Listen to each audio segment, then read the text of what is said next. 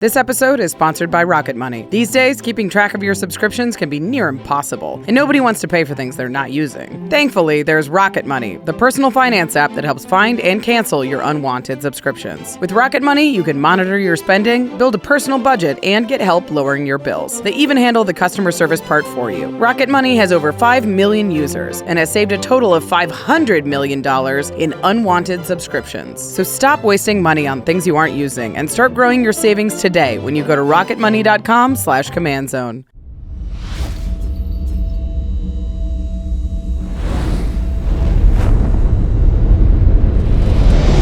Greetings, humans. You have entered the Command Zone, your destination for all aspects of Elder Dragon Highlander.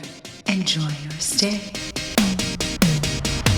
Hello, everybody, and welcome back to a very special episode of the Command Zone. I guess back to the Command Zone. This is a special episode. They're all special. Yeah. But this one's very special. It's the end of the year. We only do it once a year. It's guess, therefore special. Yeah, that's true. This is technically going to be coming out in the very, very beginning of 2025, but for us, it's still 2024. We're here in the past. What's your name?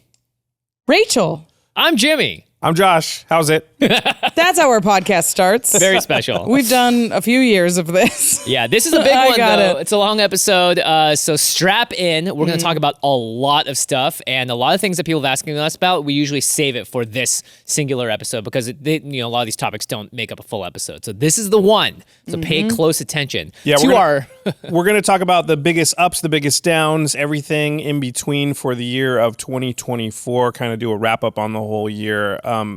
This year, from the very start, I was had a notepad on my phone, and anytime something sort of controversial or interesting would happen in the world of Magic, I would quickly jot it down on my phone. So I felt more in touch with the controversies this year than in previous. There was finally, after 10 years, I finally prepared for this episode. And you wrote nothing down the whole year, right?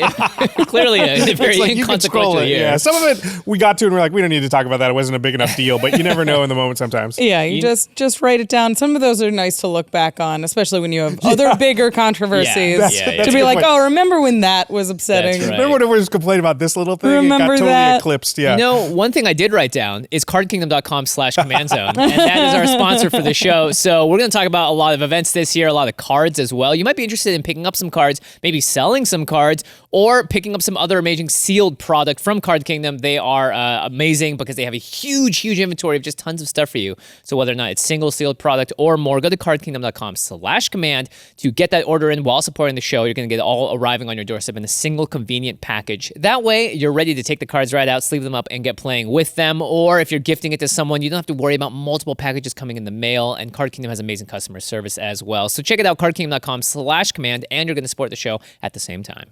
And of course, once you get those cards, you want to keep them protected. ULTRAPRO.com/command is the game accessories brand that we trust our own collections to here at the Command Zone. They have all kinds of cool products like sleeves, deck boxes, playmats, wall scrolls, dice, Ether Drift. Right around the corner. There's going to be a bunch of theme stuff for that. If you like cars and Fast and Furious things, then that's going to be the set for you. Definitely some artwork we haven't seen in Magic before. Yeah. So yeah, if you like that aesthetic. Otherwise, you can go back in the past. They've got all the other sets, Duskmourn, all the way back to Lord of the Rings and things like that. So if you want to find some of that older product that maybe you have a commander, you can probably still find the playmat, the deck box, or the sleeves for that. And also if you haven't tried out the Apex sleeves, they are really, really sweet. And they're making more and more of them. For a while, it was only one per set, and now it's multiple. So again, ultrapro.com/commands if you want to support the show and get some cool stuff to make your battlefield look awesome. The final way to support us is directly over at patreon.com/command zone. All of our patrons get access to cool perks. You get exclusive content like Turn Talk, which is a conversation we have after every episode of Extra Turns, which you can get a day early without ads. Yeah, pretty sweet.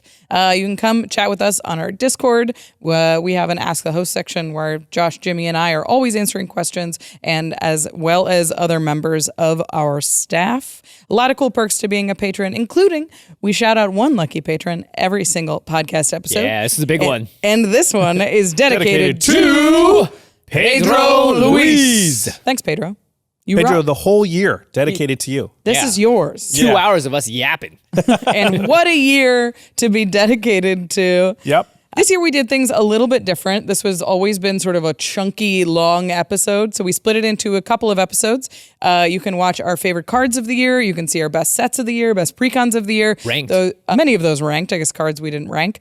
But if you want to check those out, go check those episodes out. And then today, we're going to talk about the controversies, the events, the big moments in Magic that happened in 2024, which it feels like the most appropriate way to wrap up the year, in my opinion. Yeah, and I think it's always nice, and to sort of step back and take stock. And the year kind of gives us a nice moment to do that and sort of just say, like, oh, how did this year go? What were some of the moments? And what are the trends that we see? And kind of look forward to the following year and what we're hoping for. What we think about sort of the direction things are going. And we have 7 pages of an outline in front of us. So let's get into it. Yeah. Let's kick off talking about the products in 2024. So the first big one, and one that is likely to stay with us for the foreseeable future, are play boosters. So they changed it up. We used to have draft boosters, set boosters, collector boosters. Now the draft and set boosters have turned into play boosters, sort of a one-catch-all. It changes a little bit up with the draft format. These are 14 cards packs now. They're draftable. You can open up to 4 things in the rare slot. So you can have some god packs where the foil is a mythic, the rares, there's 2 rares, there's something from a bonus sheet.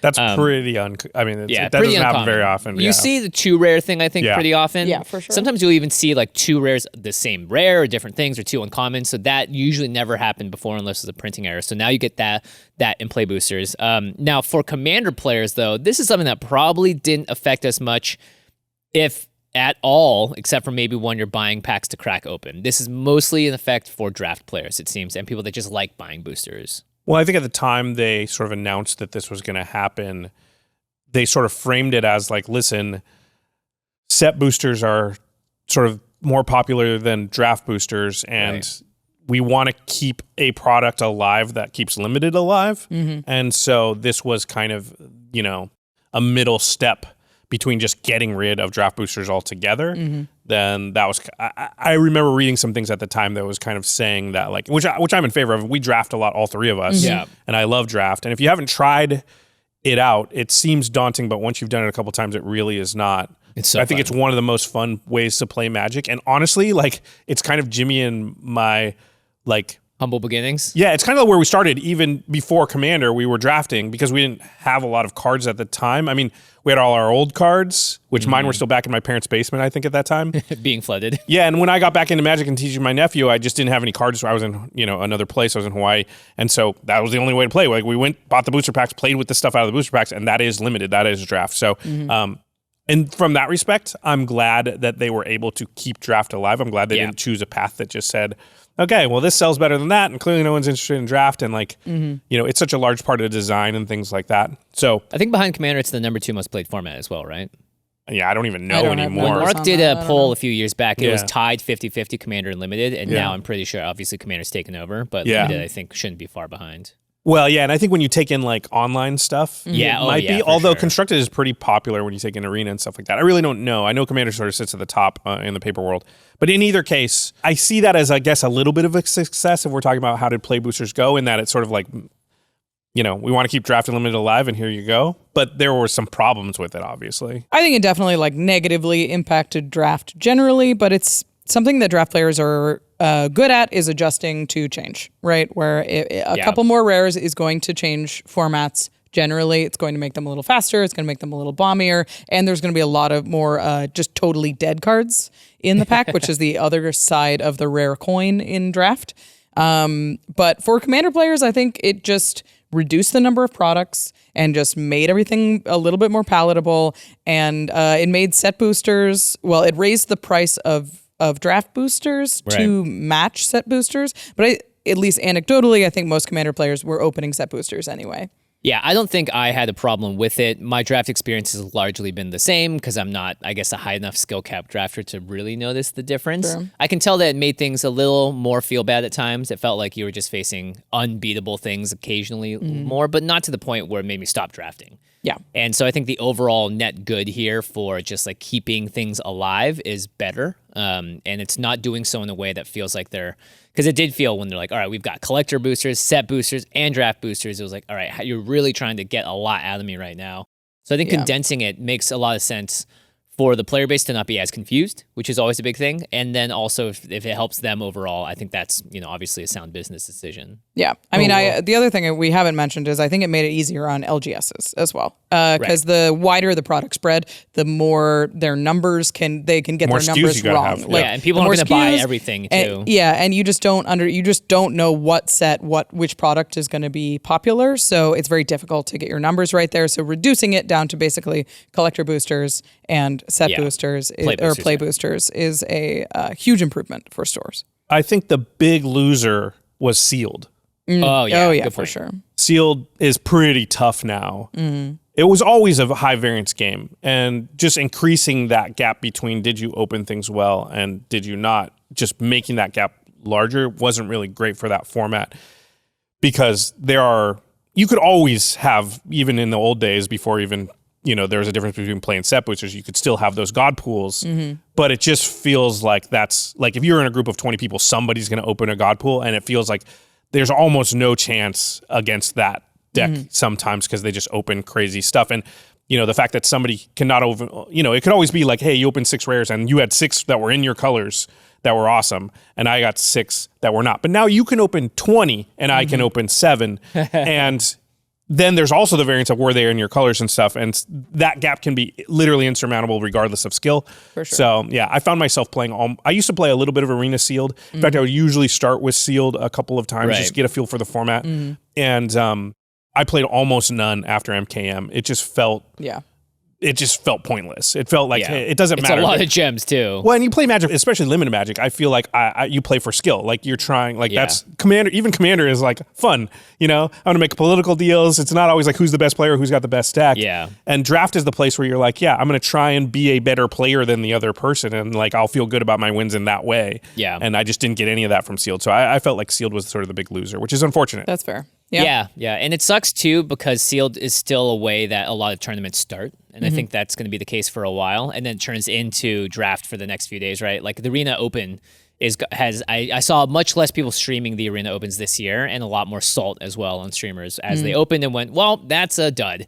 I either have to play so well, but even then I just can't beat certain things. Right. Yeah, it feels like, and I've heard a lot of people that are in the limited community sort of voicing this, the move to play to boosters because of that sort of domino effect. It didn't affect Draft all that much, but because of Sealed, and because Sealed is sort of the gateway path to playing competitive Magic from a limited standpoint, all of a sudden the dominoes fall and like limited becomes less of a viable path to sort of get into competitive Magic and on the Pro Tour and things like that, which I think that's kind of a casualty of this, which is, it's too bad. Yeah. The second new booster pack that came out this year was Beyond Boosters in Assassin's Creed. These were new in quotation marks. Yeah, Beyond Booster.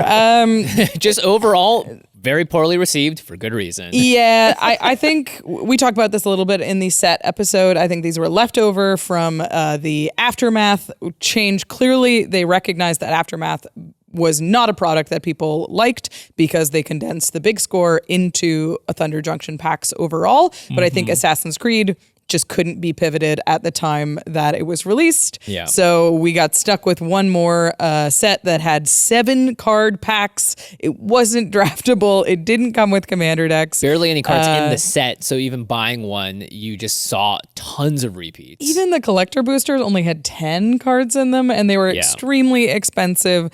We haven't seen Beyond boosters since then. I don't anticipate we will see more, but we are going to see a lot more universes Beyond in the next few years. So it's hard to say what form those will take. But we do know they're going to be in a lot more things. So it's less likely that we'll see Beyond boosters and more likely that we'll see play and collector boosters of our universes Beyond sets. I'd be super surprised if we see these small booster packs again anytime soon. It seems like they've received the message. They tried to pivot away from it, and this was a situation where I just think they couldn't, right? Because there's not a main set to fold these into. There's nothing else related to Assassin's Creed.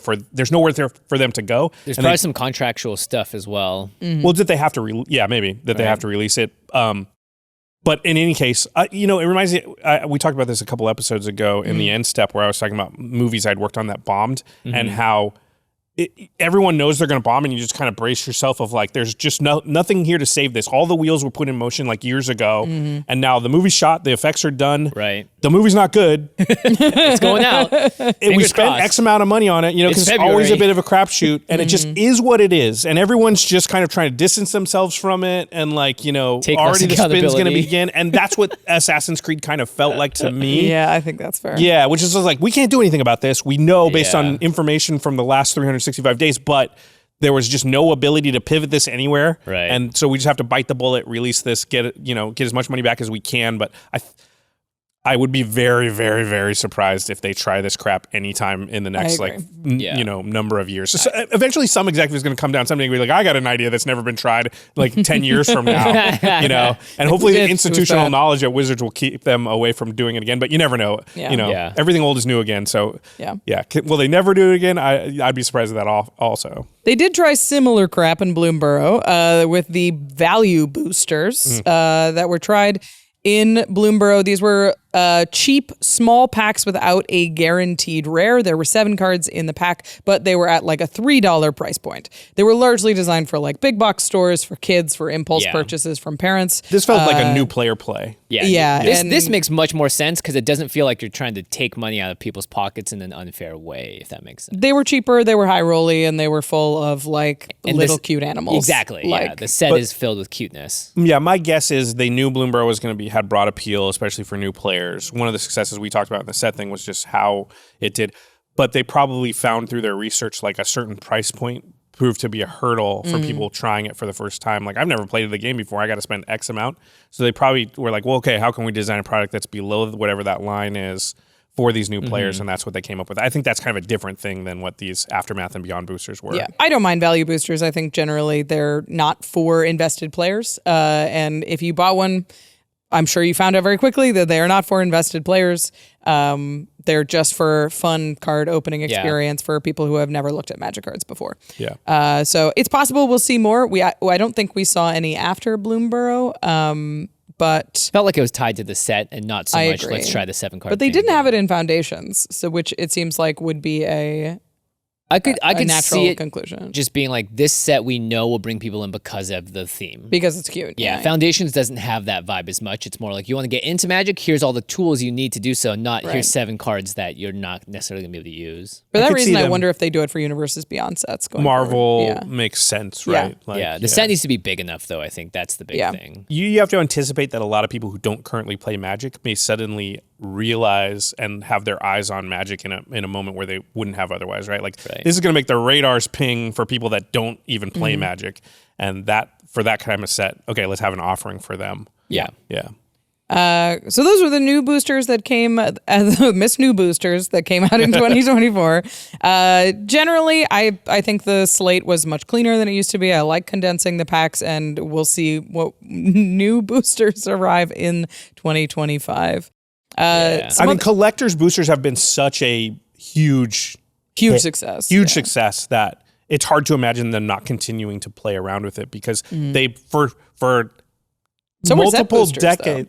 Multiple decades they just had one offering. Yeah, it's like wild. Yeah, and then they tweak it a little, and suddenly it's this huge windfall. And I can see them being like, we should still mess around here because we might find another very successful thing. The only thing I can think of is just another tier above Collector Booster. Yeah. Just keep going up that chain. Investor booster. I mean, they can't call it that, that's for sure. Make money booster, everybody. Venture capital booster. Whale. VC booster. Whale booster. It just says whale trap. Yeah. Whale trap. There you go, with a big old ether whale on top of it. It's just a dory on a hook. All right, let's talk about a more controversial topic, the limited language offerings. So this was a big one, and there's a lot.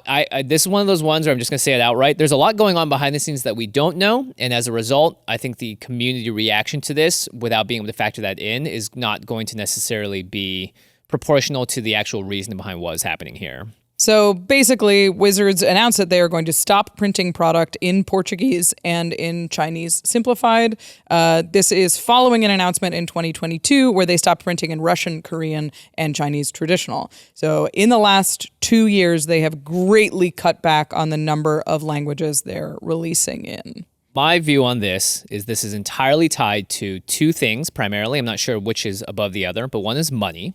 Just straight up, always, it costs way less to print in less languages. And then the second is regional restrictions. So I'm Chinese. I know very well a lot of the things in China that are difficult to do. For instance, you cannot access Google. You cannot access a lot of websites in China without using a VPN because they have a huge firewall. And the China itself puts a lot of restrictions on things in terms of how they are, how the people inside the country can access it. I know there's some stuff around as well, like Chinese printings of cards that had like skeletons on it weren't allowed because of some cultural stuff. So I would not be surprised if the reduction in Chinese is not necessarily tied to the market not being as strong. I'm sure it's not as strong as the other markets, but more like we are running into a lot of hurdles every single time we try and create something. And those constant hurdles are causing a larger backlog of work. It's causing us to delay certain things. It's causing certain teams to have to work more. And that combined with the fact that it's costing more money to do it, to me makes obvious sense that China would be one of the first on the chopping block in terms of the juice is not worth the squeeze. We cannot keep printing here. We're not going to see a significant difference in the market as a result. As for the Portuguese stuff, all I know is that in the past when we have done Kickstarters and we try to ship card products to Brazil, we have encountered constant basically returns, constant fees, constant things not allowing us to get product into the country because it's related to playing cards. And I don't know the exact laws behind it, but I just know that it is very difficult for us as a company on our Kickstarters to even ship stuff to Brazil. So I don't know if that has to do with that here, but it does feel similar to China's that there may be a regional restriction. Would love for anyone in the comments to keep filling us in. But that is my gauge of it. It's not a middle finger to these places to say we don't respect the player base. I think there's a lot more going on behind the scenes, and that's my piece. Well, I mean, they're a large multi-billion-dollar international corporate conglomerate, and they make most decisions based on revenue. Yeah. And I'm sure this doesn't happen without a pretty big audit being done and some actuaries coming in. And then, like Jimmy said, it's pretty complicated where you add up the ramifications of all the delays and all of everything else.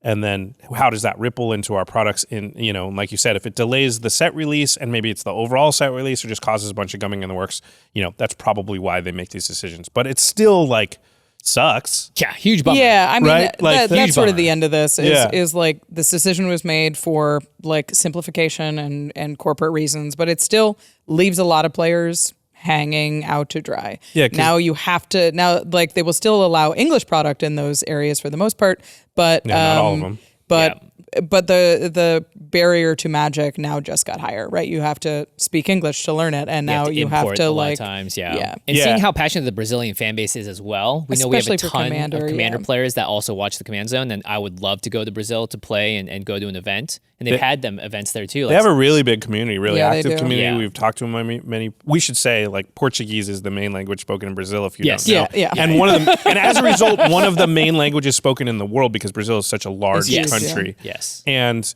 we hear from the Brazilian players all the time. They have a pretty active Commander community, and so we don't hear from the Chinese players as much. I don't even know what their access to our content even is. Necessarily.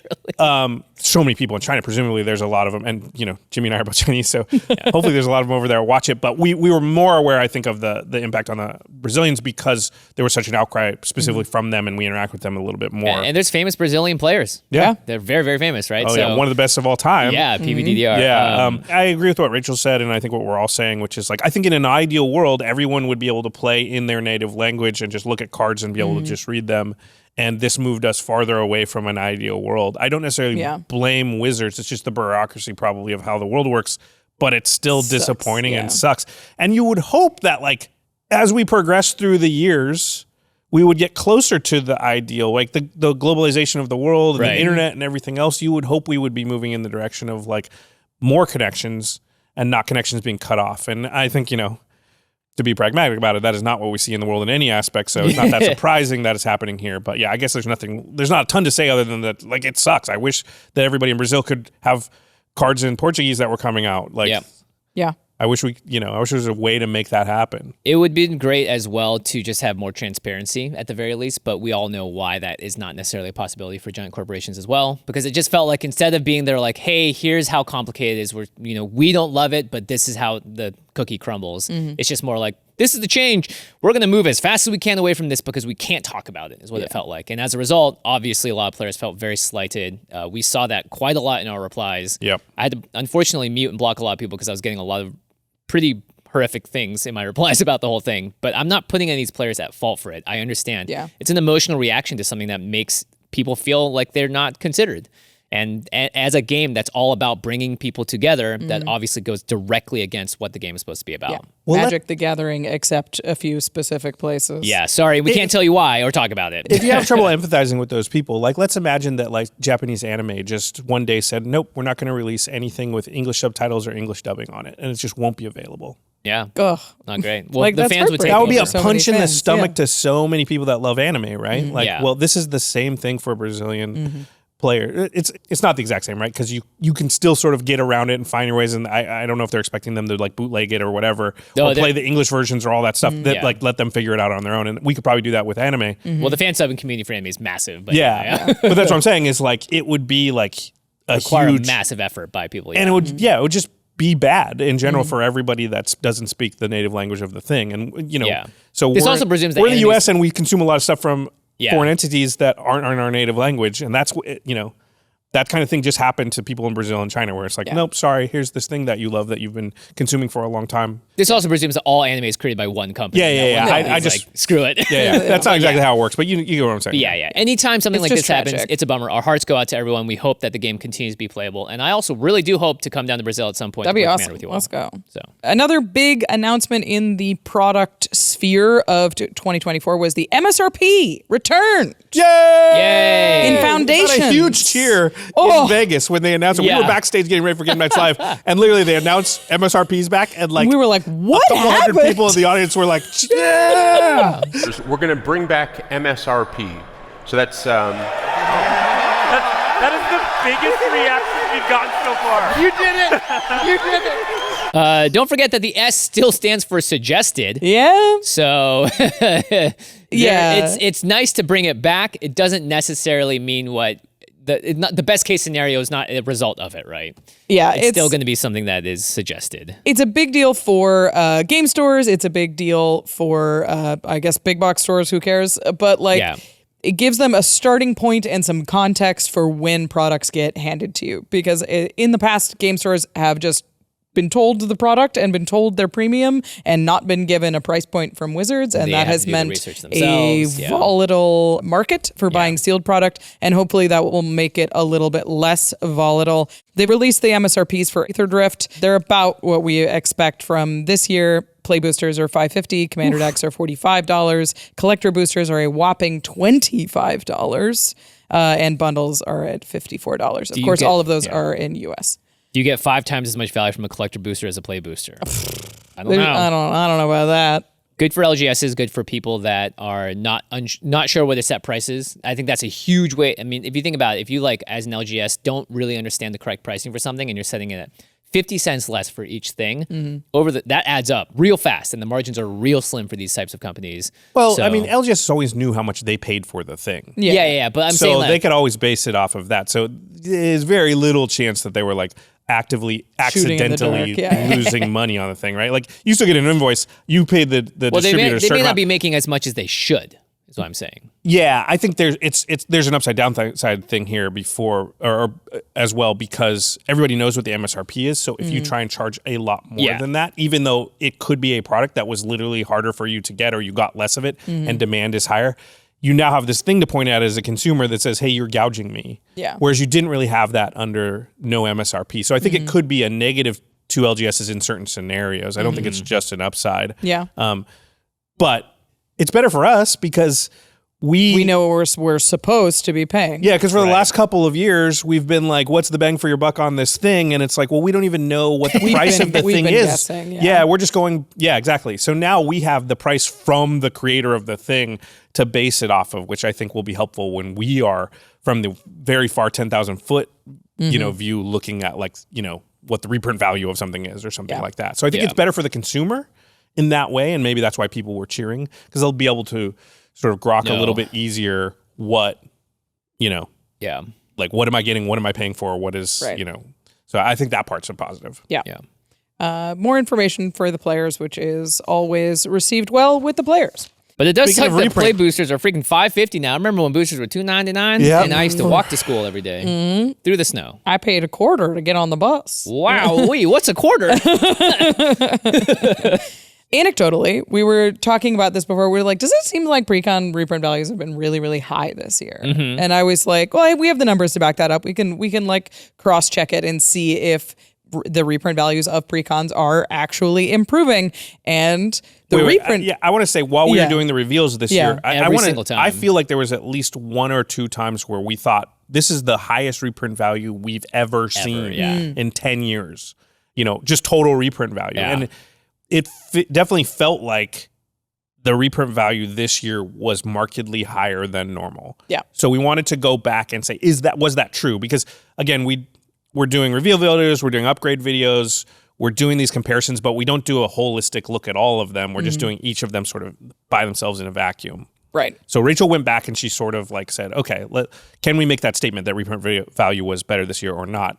What statement can we make here, Rachel? The reprint value is better. The reprint value from 2023, on average, of all of the Commander decks, sort of regardless of what their pre-order price was $123.75. That was last year.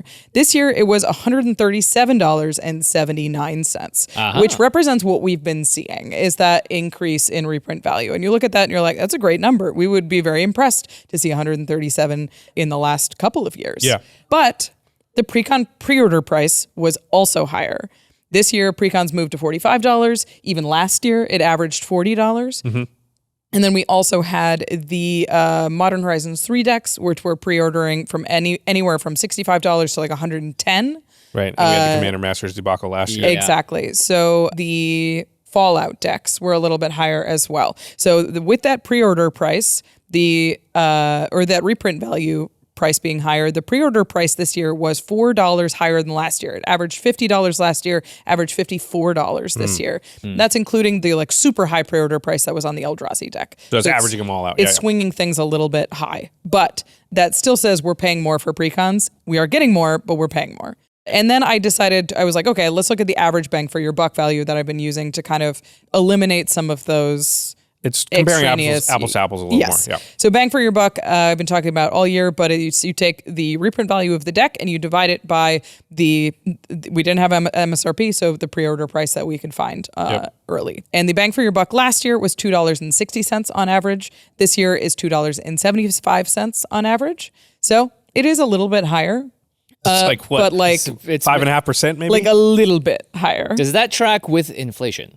It does actually, because I believe inflation was like around between 3 and 4%. Right. And this is just below, I think, between 5 and 6% probably. Yeah. So Because it could be that. outpace inflation by a percent or maybe 2. Yeah. So it's not as significant. It's interesting to think about because Basically nothing. It's basically nothing. Basically nothing. And I think this can be a little deceiving because more players are playing Magic than ever. Demand for cards is also higher. And as demand increases, prices go up for cards that want to get reprinted. So when they get reprinted, it feels like, oh, wow, the reprint value is higher. But it also is because the card itself was higher. Is it more in a expensive? market? Yeah. Is it actually more expensive, or is it just that this is just the natural pace of the game and reprint values will go up as the game gets more expensive and more? Well, just economies too. Like everybody talks about the price of milk, and it's a way to compare like, hey, what did things cost 20 years ago for the same thing? And we know just like gas and milk and all kinds of stuff, just because the power of the dollar is kind of, in 1960, you could buy like a hamburger for 10 cents or whatever at a diner. And, now I feel like it's like $10 at McDonald's. How much could a banana cost, Michael? Yeah. So that's what we talk about when we're talking about inflation. And it feels like it just basically kept up.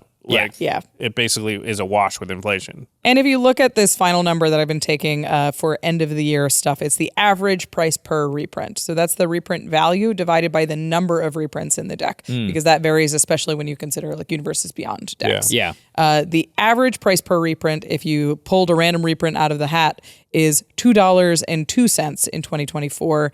Last year it was $2.07. It's basically the exact same there was quality maybe just a of couple reprints. more reprints this year to kind of keep it even. Interesting. Where can I get this hat of yours? Get this cool hat full of reprints. Full of reprints out, Yeah, there's a really big hat like right off Yeah. screen, and it just has all the reprints from the pre-cons this year. Yeah. That's what we do here at the Command Zone with our time. Yeah, that's how you do stats, right? Is big hats? Yeah. I've been pulling reprints out of this hat all day. Whoa. We're going to get this ad. I got to say, I'm a little disappointed by these findings. Yeah. Yeah. Because it did feel like we had a lot of excitement this year, and we kept going like, this is pretty good. It was pretty good, yeah. The amount you get But is there's things pretty that good. we weren't seeing that were affecting it as well. We're also directly comparing it to last year, Yeah. which it is possible that this trend has already happened before last year, and it has gone up since 2018 or something like that, but it is not year to year going But up. we know they made the pre-cons cost about $10 more. Yeah. They used to be $35. Right. So it would be really hard to overcome, what is close to a 30% increase in price. Yeah. Yeah, so it is a little better. At least it's not worse. I guess that's the only upside you can say. But man, It I is was not worse. thinking it would be like, Yeah. 20% better or some number that As long as they're keeping up as well, that's important. If they're falling behind the price, right? Like the pre-cons cost more and the reprint value can't keep up with it, that is not a great sign. At the very, very least, they're keeping on par, if not a little bit above. Yeah. Okay, well, we've got more controversies to talk about, including the biggest one of the year, but we're going to get into those after a few words from our sponsors. Sorry, I just discovered that I've been paying for 2 Netflix accounts. I'm Kian, and I may be and have a corrupted memory, but with all the services and subscriptions these days, how can anyone remember it all? Thankfully, I have Rocket Money to ease my burden. Rocket Money is a personal finance app that helps find and cancel your unwanted subscriptions, monitors your spending, and helps lower your bills so you can grow your savings. It's hard enough keeping track of whether my power is odd or even. I can't be constantly checking all my accounts. But Rocket Money's dashboard lets me see all of my subscriptions in one place, so I know exactly where my money keeps disappearing to. Rocket Money has over 5 million users and has saved a total of 500 million in canceled subscriptions, saving members up to $740 a year when using all of the app's features. They even alert me if a bill increases in price, or if an unexplained charge appears out of nowhere.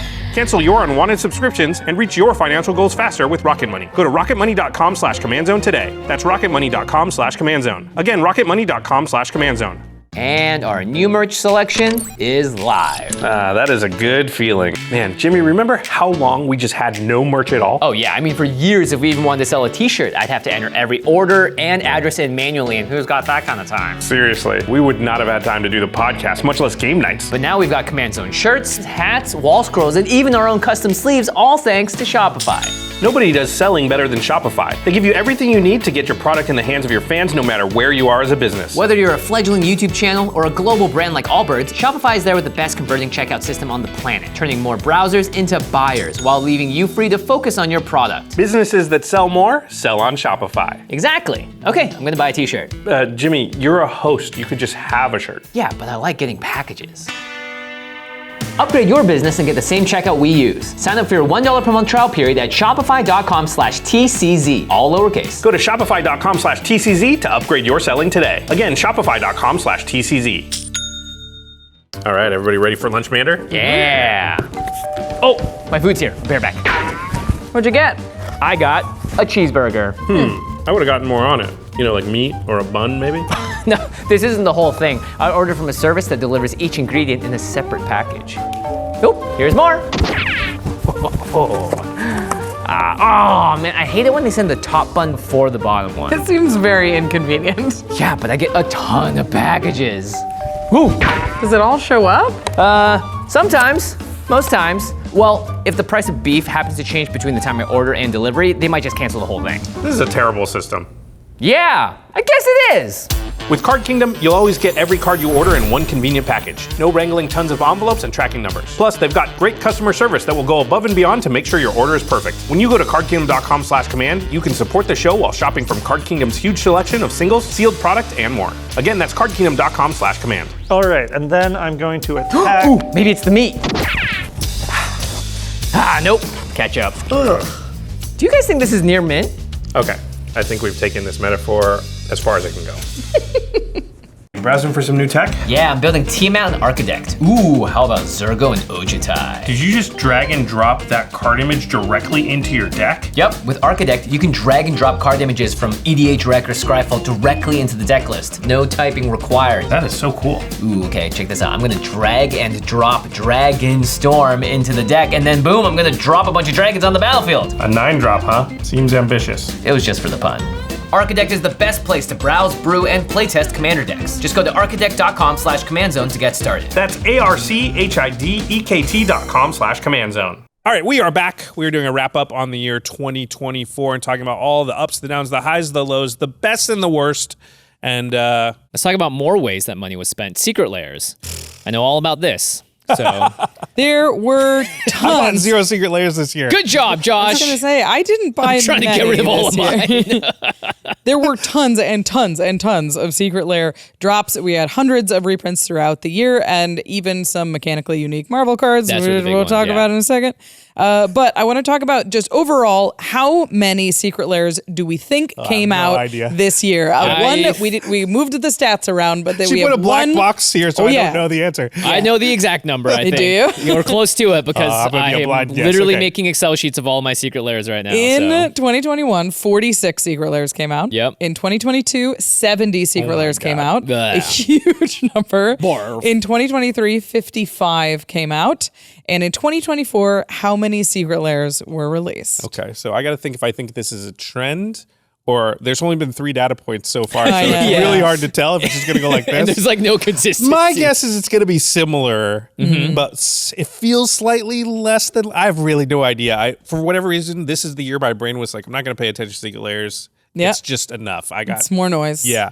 So I'm going to say 51. Do you know the number? I think it's around 60, give or take, like God. 3 on either side. So it could be like 63 or 57-ish.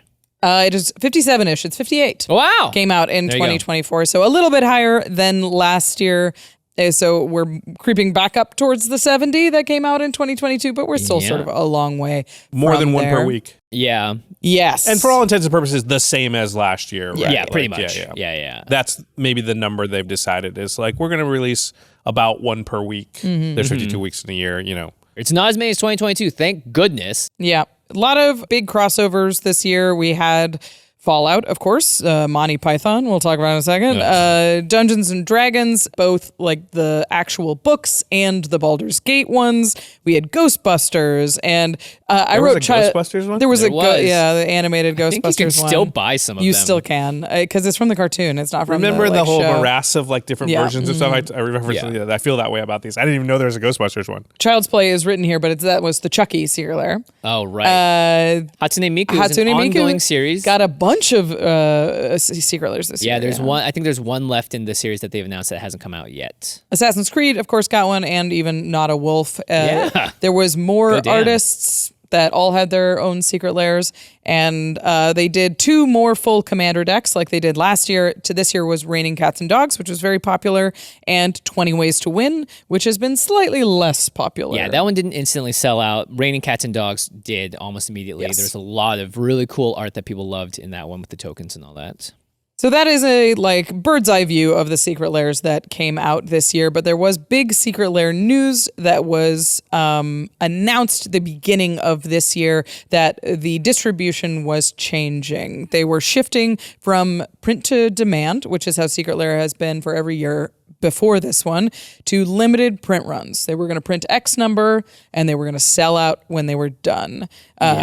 With a weird queuing system that was not necessarily foolproof. So limited availability, especially on some of the very popular ones. And as a result, instant scalping and instant relists you would see on retail websites for way, way more than they originally cost. Yeah. And of course, people that knew how to get around the system were going to be benefited from this. People that are professional scalpers are going to be benefiting from this as well. Marvel and Monty Python were the 2 big ones. Yes. So was Raining Cats and Dogs. All of those sold out almost instantly, and there was a massive outcry, I would say, on social media for all the people that did not get it, especially for Marvel. This strategic change from limited print run to print, or from print to demand to limited print run. As soon as I saw it happen, I was like, sneakers. Yeah. They're exactly copying sneakers. I know this because I have a nephew, and my girlfriend got really into sneakers for a few years, like during the pandemic, and it was the behavior became very similar to what it was for sneakers, where you got to be there right when it comes on. You're clicking a million things. You got as many devices as you can all at once, trying to like get in. You're sort of guessing which ones are going to sell out, and therefore because not all of them necessarily will, and it just felt like sneakers to me. I was just like, oh, they're copying that business model, which, to be fair, was a sort of successful business model for a while. I know the sneaker world is kind of like really on the decline at the moment, and my girlfriend and my nephew don't do that anymore. I don't know exactly what happened, I think, to cause that, but this is probably a thing you can capitalize for a limited amount of time, and then you're going to, it's going to have diminishing returns. But it does create a lot of frustration from the user, especially when you just suddenly change to that from this. I do want to mention, because it's really funny, the article where they announced that they were making this change. Yeah. It's called Speeding Up Secret Lair Shipping. Well, who's it written by? Is there a name behind it? Wizards of the Coast. Wizards, yeah. And that's the cover. That's the PR cover that you throw out for the reasoning in hand faster of why you do something. And we know that like the coin flippy deck was famously like you didn't get that deck for like a year after you ordered it. And print to demand does cause that a little bit because you wait. We do this, right? Like we do it with our Kickstarters. And this is because we as a company cannot afford to have a miss where we go, we think we're going to sell this many. We actually sell half that many, which means that we can risk losing money on doing merch sales. So what we like to do, playmats are the easiest one because they're made pretty fast, is be like, okay, Kickstarter for this playmat. We see how many are ordered. We go to ULTRAPRO. We order exactly that many because playmats don't take very long to produce. They get us the amount, and there's zero risk for us because we know how many were bought when we're ordering. And we've talked about this before with like sleeves and deck boxes and things that take a long time to produce. If it takes you 9 months to produce a thing, you can't really say, wait to see how many are ordered, then order the thing, because it'll be 9 months till you get it, and then you send it to people, and people don't want a thing, a year after they've ordered it. So in those cases, those products are a lot more risky, and that's why we do limited runs on a lot of those where we only have this many, because in order to limit exposure, you just have to sort of err on the side of less. Yeah. Now, Wizards is a different size company, and they can afford some losses here and there, so they didn't necessarily have to do this, but that is why it would speed up your shipping, because again, you just have it ready. This is how many we've got. You buy, send. When I did the original promo for The Walking Dead Secret Lair, his name escapes me, but one of the lead designers and heads of Secret Lair, when we did the Skype with them for the video, their background was a wall of sneakers. So they are very familiar with sneaker culture. It makes total sense that they would switch to this model because they understand that this is something that works. It creates hype. It creates FOMO, which is actually beneficial in some ways towards the overall process for everyone that got FOMO. Now you're thinking, next time I got to get on it. Yeah, because your friend goes, I bought the Secret Lair for this amount of money, and this one card from that Secret Lair is now worth twice the whole Secret Lair cost. For the whole and you're like, thing. geez, the next time it comes around, I really want to get in on that. It's like my nephew being like, I bought these Jordans, I got them for $120 and I just sold them for $400. That's all been wrapped up in Magic for a very long time, but there are some situations, I think, because this is a game where it's like a pretty bad strategy. Because the thing about sneakers, they are only a cosmetic device. Right? For the most part. I know people do need to wear shoes, but there's lots of options out there that'll get you, make it so you can walk down the street. You're making a statement with sneakers usually. If you're but there's a game component to Magic, and especially in certain situations, Marvel specifically, where it's like, hey, this is an acquisition tool for the game. If your first product for Marvel that you're releasing is a limited print run thing, that seems crazy. That's crazy. Because you put up a big neon sign to a whole community that's huge that maybe wasn't interested in you before, and that neon sign like blinked twice and then went away, and they're like, where the heck was that? Yeah. And all they hear is like how hard it was to get the cards. And I don't know, maybe in their world, it's like, yeah, but they wanted a thing and they couldn't get it, leave them wanting more. Maybe they think that's good. In preparation for the But next the whole thing. Marvel thing seemed bad to me. Oh, man. Monty Python's not as much. Monty Python is one of those things where you're like, those are cool, and you log in and you couldn't get them, and you're like, oh, well, that's a shame. Marvel, not so much. The thing for me about the Marvel one is, we know they can still do print to demand because they did it for the Sheldon Secret Lair. We just know that that's a thing that's still in their wheelhouse. Sheldon Secret Lair took a little while to get there, but didn't take a year. So we just know it's still an option to that for them. Yeah, it's not like they can't print to demand. They can. They can. There's also a world where they print a bunch and go, if people order more, now you're on the print to demand list. And this is their opening bell. This is how the Marvel story starts. Yeah. This is like, okay, we've promised you a bunch of Marvel things. It's not coming until like third quarter next year that this actually starts. And they just bungled it. They just said, hey, you want the Marvel stuff? Well, you can't have it. Yeah. You're excited and you you're can like, just for 5x the price. This is the opening, like this is how you start playing Marvel in Magic, and it left a sour taste in thousands of players' mouths. Tens of thousands. And now- the queue skipping was a thing of this one as well. People found a way to skip the queue and order more and scalp and all that stuff. So yeah, rough. It's like I waited in line. I don't really care about Marvel all that much, but there were new cards, there were new commanders, and I like new cards. And I logged in maybe 5 minutes after it went live. Oh, maybe no. 5. See ya. Waited 3.5 hours. Watched things go slowly out of stock. Although I saw the one that I wanted go out of stock, and I like logged sneakers, out. yeah. And I left and was just like, well, that is like what I don't need this. I don't Rachel need Weeks, this. one of the greatest ambassadors to the game. I will say that morning, like our whole staff, Everyone for was sure had that logged was in. the most popular secret layer of the year because there was Yes. no other thing this year where you could just tell everyone's like, you know, Where's they that got it on their little walking second figure? monitor, Yeah. hitting Yeah. that refresh, like everybody How was many trying to minutes? get it here. Yep. Yeah. And I think we had 2 people get through, and everybody else did not get what they wanted. I think the only reason most of the people in the office got the cards they were looking for was because Karina got in early and like gave the ones she didn't want to the people She who was like, couldn't who wants get it? Who wants it? Yeah. Like she was just like, here, I'm going to give you, like, you want an Iron Man? Here's Iron Man. That was how we got those cards, was because one person got lucky. Well, by the odds, like And, 1 out like- of 20. Yeah, 1 right? 1 out of 10 people. Yeah. It's just, I think if they had done this after Marvel regular cards like Precon, Set, whatever had come out, like was in the midst of it. it wouldn't be that big of a deal. But the very first thing just coming out the gate, never had Marvel Magic cards before, and the first ones are this. It seems like a pretty big miss on a lot of levels for me And for you the have game of Magic. Maybe for the retail revenue generating power of, you know, a corporate company, it was good. And we know I don't know. They clearly didn't print enough. Yeah, I just think They could have made so much more money. I just think they're probably over there going like home run.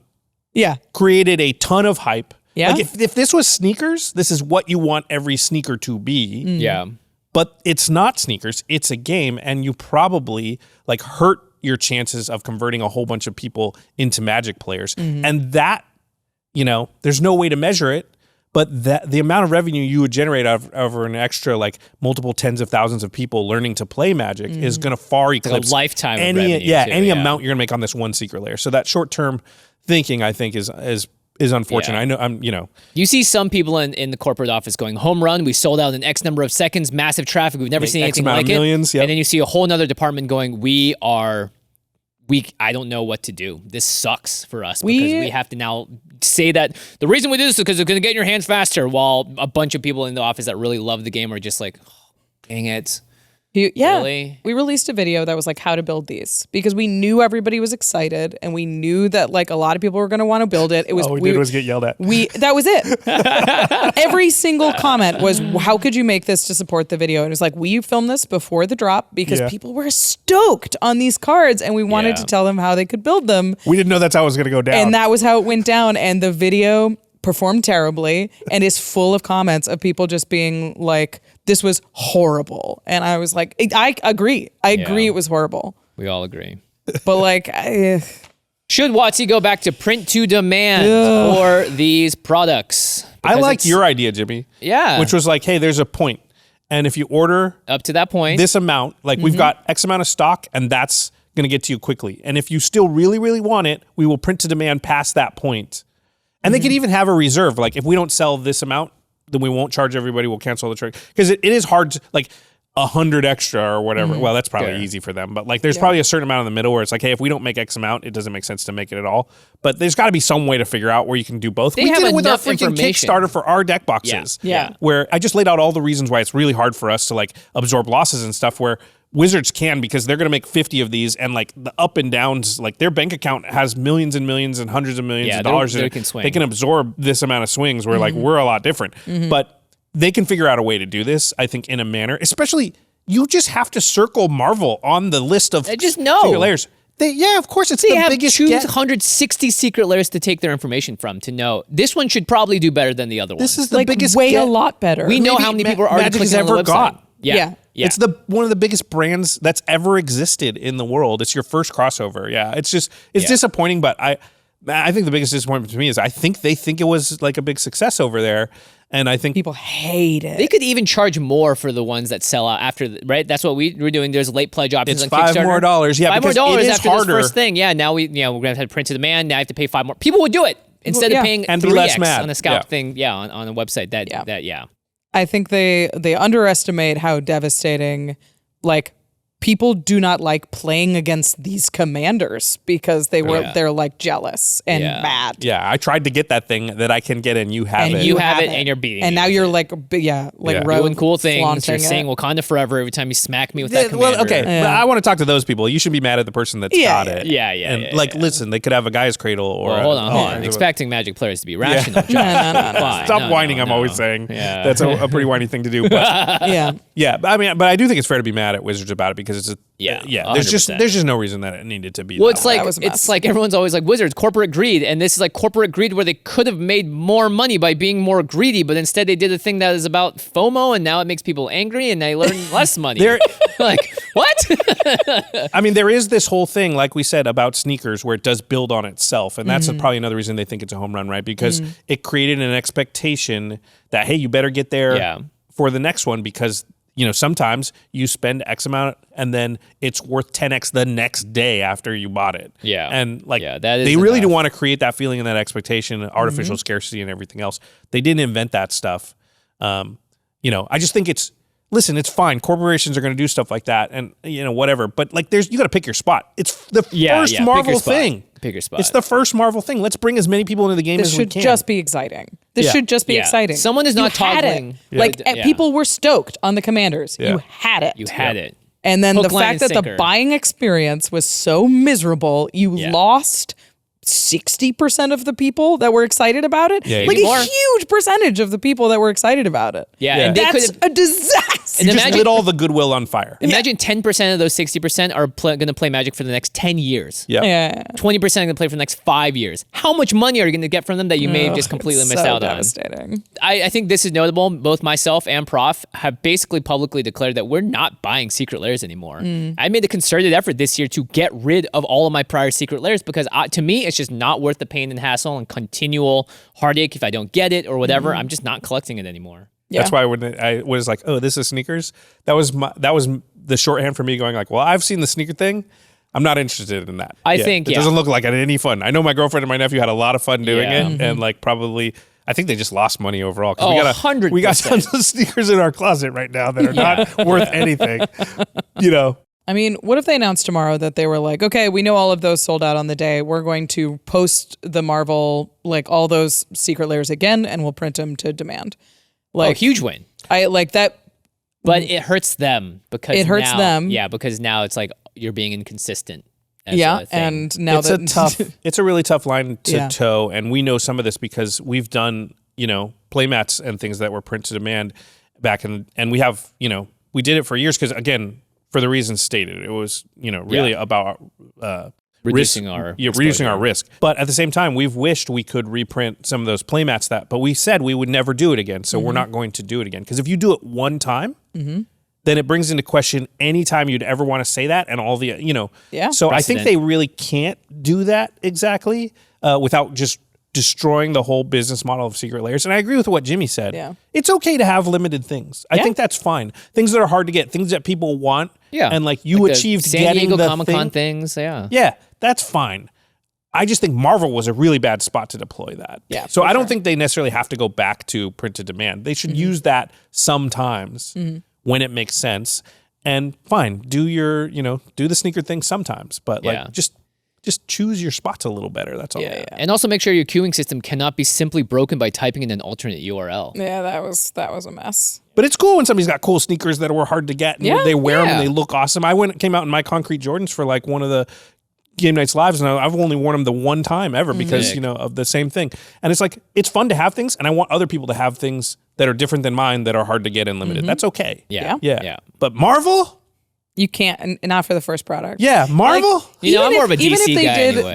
Even if they did the Secret Lair, like 6 months later, like closer to the Spider-Man like set, where it's like, okay, you didn't get this, but Spider-Man's coming soon, and we've got that coming for you. But we're not going to see Marvel again for like 8 months. I think if they're going to do a limited, it'd have to be after Spider-Man came out. You had a chance to get Marvel cards in your hand easily. Yeah. And these are special ones. That's fine. But if they're the only ones, and for the next year they're the only ones.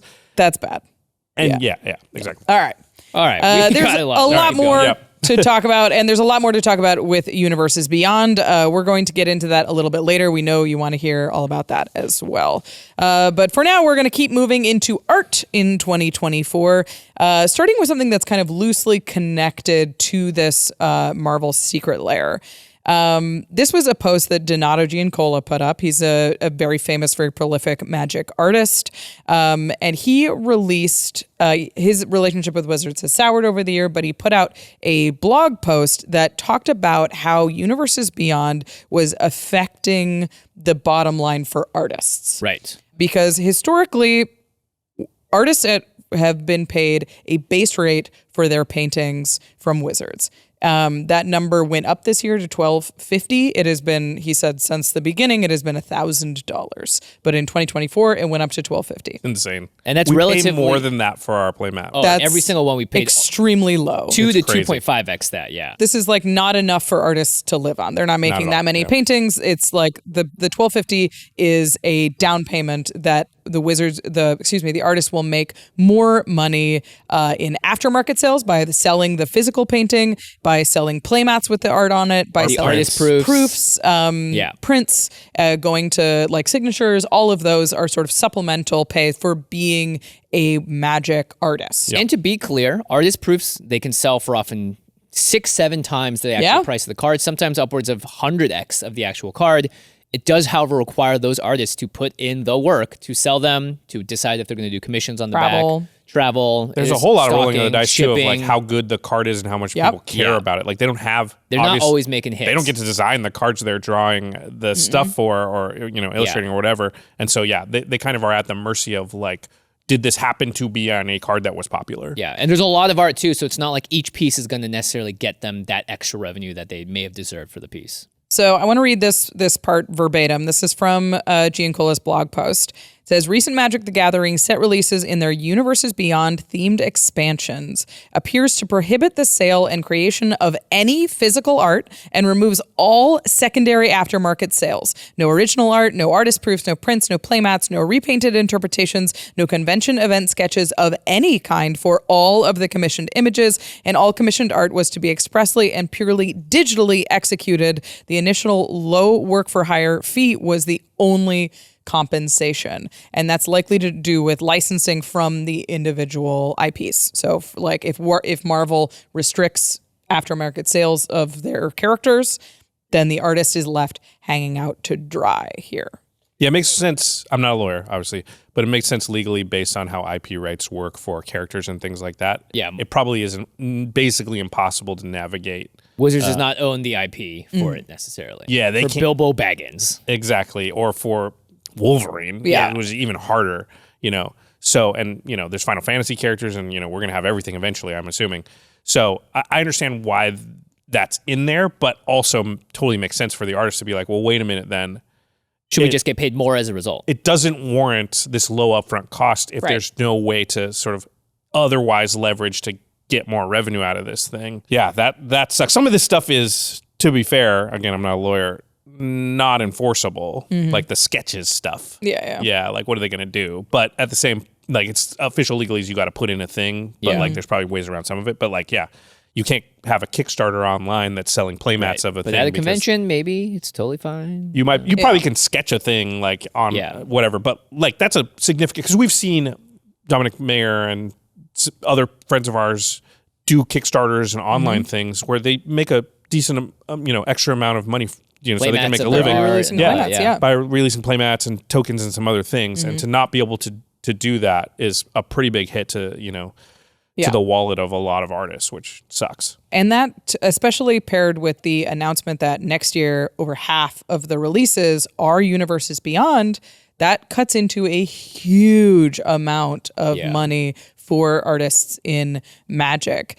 He did have an addendum that I wanted to include here that because it is relevant. He says, recently Wizards has seemingly thrown traditional artists as scrap from the table with the new Marvel set. That's the Secret Lairs he's referring to, allowing them to sell the painting from their commission onto the secondary market. But the digital artists who can't do prints or who whatever. can't do prints, so they don't have any originals to sell. Because that's probably easier to define in a legal document of like this one thing that existed in this one moment. We can allow you to sell that thing, but you can't make in perpetuity prints of it over which and over makes and sense over. Forever. Yeah. But What it's, if the digital artist painted the physical version of it? Ooh. There you go. It's this is a huge downside to Universes Beyond that I had never considered. Yeah. I had looked at Universes Beyond and was like, yeah, I don't really mind. I'm not super into Final Fantasy, but it's still cards and that's cool. And people will be excited about Final Fantasy. But the fact that now makes Wizards less of a viable income for the fine artists that have supported the company and have held up the company for so many years is like a major downside to this much Universes Beyond. And it makes sense from WotC's perspective because let's say they doubled the base rate per piece. So you're literally almost doubling your entire budget for art that whole year. And there's no way that you're ever going to get that agreed upon from an art director or whoever's handling the budgets there because it's a massive increase. Right. But that would be the most sensible thing to do. It's like, yeah, you can't sell these anymore. We're going to pay you more as a result. But making that price increase across, let's say, 50% of all art created across the year for Magic is absurd for Wizards. And as a result, will likely never happen for the artists. It does mean at least to that degree. It means we're going to lose a lot of artists. In like that is an estimation from me, but like if they can't get paid $12.50 for a painting.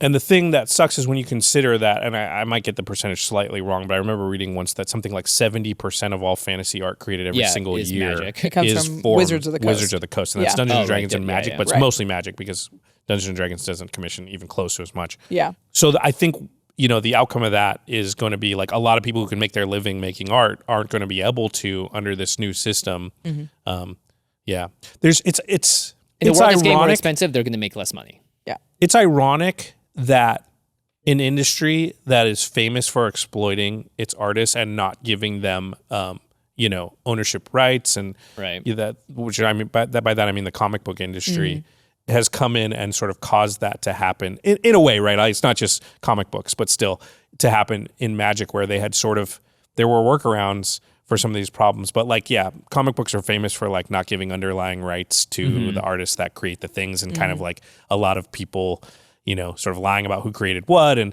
all kinds of stuff. And then working people for years and years and years who really had a lot to do with Batman, let's say. Yeah, even and creating the being iconic versions of Batman that get what he looks like to and film, deciding, But because they don't have, legal representation and they're working for somebody else and they get into these deals and all of a sudden and at least this is a little bit more upfront than that. Like, I'm glad that Donato was just letting people know, and I hope artists paid attention to sort of understand what was going on, and then all they can do at that point is sort of make the choice whether they want to do the work or not under those conditions. Yeah.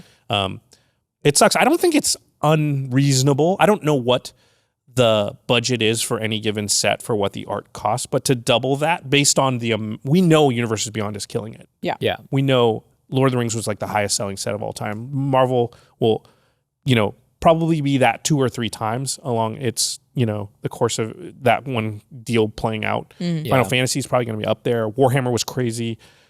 They could probably double it. They probably could do that. It will cut into their revenue a little bit, but it's not like the cost of the art is the entire cost of releasing a set. There's all kinds. There's design. There's all the logistics of Legal. manufacturing. So doubling a percentage of the cost of it, I don't think would have been completely unreasonable. But again, they're an international large corporate conglomerate. They act in the best interest of how much revenue they can generate. And the only way that this cost structure would change is if they are having trouble fulfilling their needs.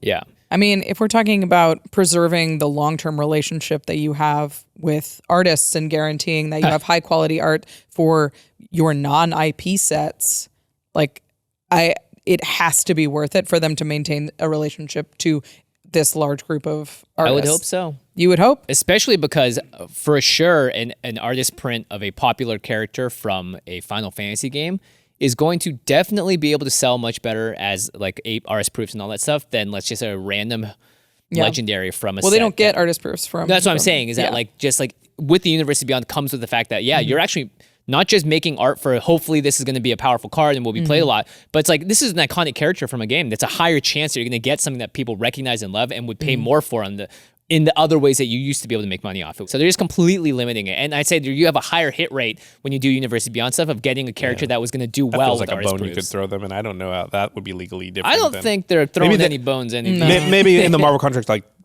it's very specific about what the card printing is, so you couldn't get around it. It feels like they would have to adjust their contracts with these IPs long term. And if anything, that might be something that Wizards could do.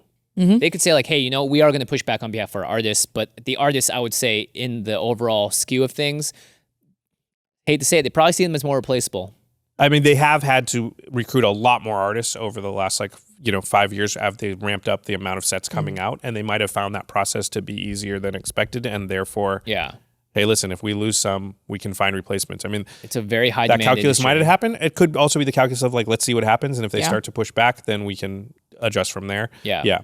It is important for artists to speak out about those, so I do commend Donato for potentially risking his entire career with Wizards to say this. I think Donato has basically severed his relationship with Wizards at this point. Well, speaking of replaceable art, replacing artists, the fact that artists, this leads right into the next part about art in 2024. It's about AI artwork. So this has been a constant discussion online in general about AI art and what it's doing to traditional industries, but it has shown up quite a bit in official Wizards stuff. They've spoken about it a bit. It's come up a lot in terms of Dungeons & Dragons as well. And as you might expect, the reception has not been great. Yeah, the funniest one was this MKM Shocklands post. Oh, God. It was so bad. Yeah, where it was just very obviously AR artwork. It had like old-timey, like, like light bulbs and cables and stuff, but you looked at it for 5 seconds, you were like, okay, this is the hallucinating. window was all bent. It had all the earmarks of AI art, but it was like announcing the Shocklands. This was a thing where, I don't know if people know, have we talked about this on the show? There was a year, and I think it was the Neon Dynasty year, where we did a bunch of still photography that we were commissioned by Wizards to do that they could use for online social media posts of like, for each set. And so we'd done the physical, like, hey, we built little environments. Lady Danger was the art director of it. Looks so cool. We brought in like, a photographer that had done like, perfume and like, other ads. And we would do all this R&D. I mean, it was a big job, and we did it for every set for that year, or just about every set for that year. So we know how hard it is. And this was a way for them, I think, to be fair, they hired a third party to do these still promotional photography stuff. And so I'm not sure how much they were aware that even AI was being used. Yeah, they may have not had the provision in the contract which said don't use it, and they may have lied to them. The vendor may have been like, nope, we did not use AR in this at all. It's like, well, you did. Yeah, the funny thing about it was they posted this thing, and everybody was like, this is AI. Yeah. Like just immediately. And then they were like, no, it's not. Yeah. No, it is not That AI. person is no longer allowed to post from the official account. That is for sure. And then everyone was like, yes, it is. And then it was deleted eventually. And they apologized. Yeah, they apologized. And they released an article that was like, yeah, it was. And we will like adjust our processes to crack down on like marketing images in AI. They've always said, they said in 2023 that they would not be using AI in art for Dungeons and Dragons and Magic the Gathering, but then immediately released this marketing post, and it all came off really rough. But it was deleted and they apologized. Yep, but it is not the last time that AI has come up in conversation. Chris Cox has spoken. Our first Chris Cox mention of the year. Yeah, let's bring it on. More Chris Cox, please. So he said to GamesBeat at DICE Summit, they were interviewing him about AI because it's obviously a hot topic. He said, first off, we were doing R&D, research and development efforts around AI. I think most major entertainment and IP holders are at least thinking about it. The key there is the responsible use of it.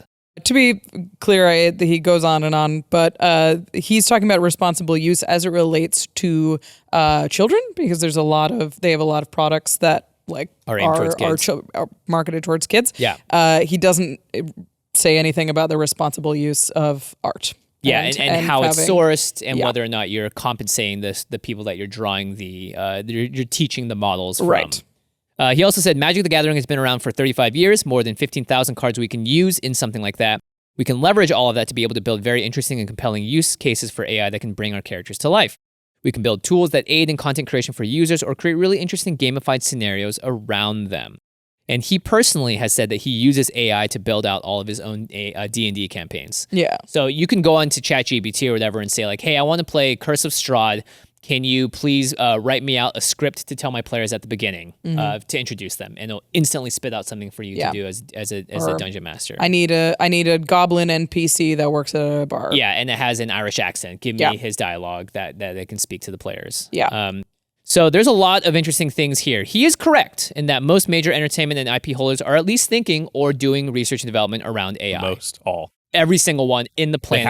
They have to be. AI is not going away. So I think that it's important to keep in mind that AI is just a revolutionary tool that will be integrated in certain ways. And what we need to figure out is the ethical and responsible rules that we should put in place to kind of make sure that it's used in an ethical way. And so that's why I think every major entertainment company and every major company in the world is thinking about AI in those terms right now. And kind of like, we're waiting on governments and other entities to kind of put guidelines around it to figure out like what the heck is okay and not okay and how are we going to deal with it all. What can you train it on? Yeah, exactly. So I think that's going to take years to play out. And it also is sort of, right now though, it's pretty obvious that like we don't want computers making the artwork that we're looking at.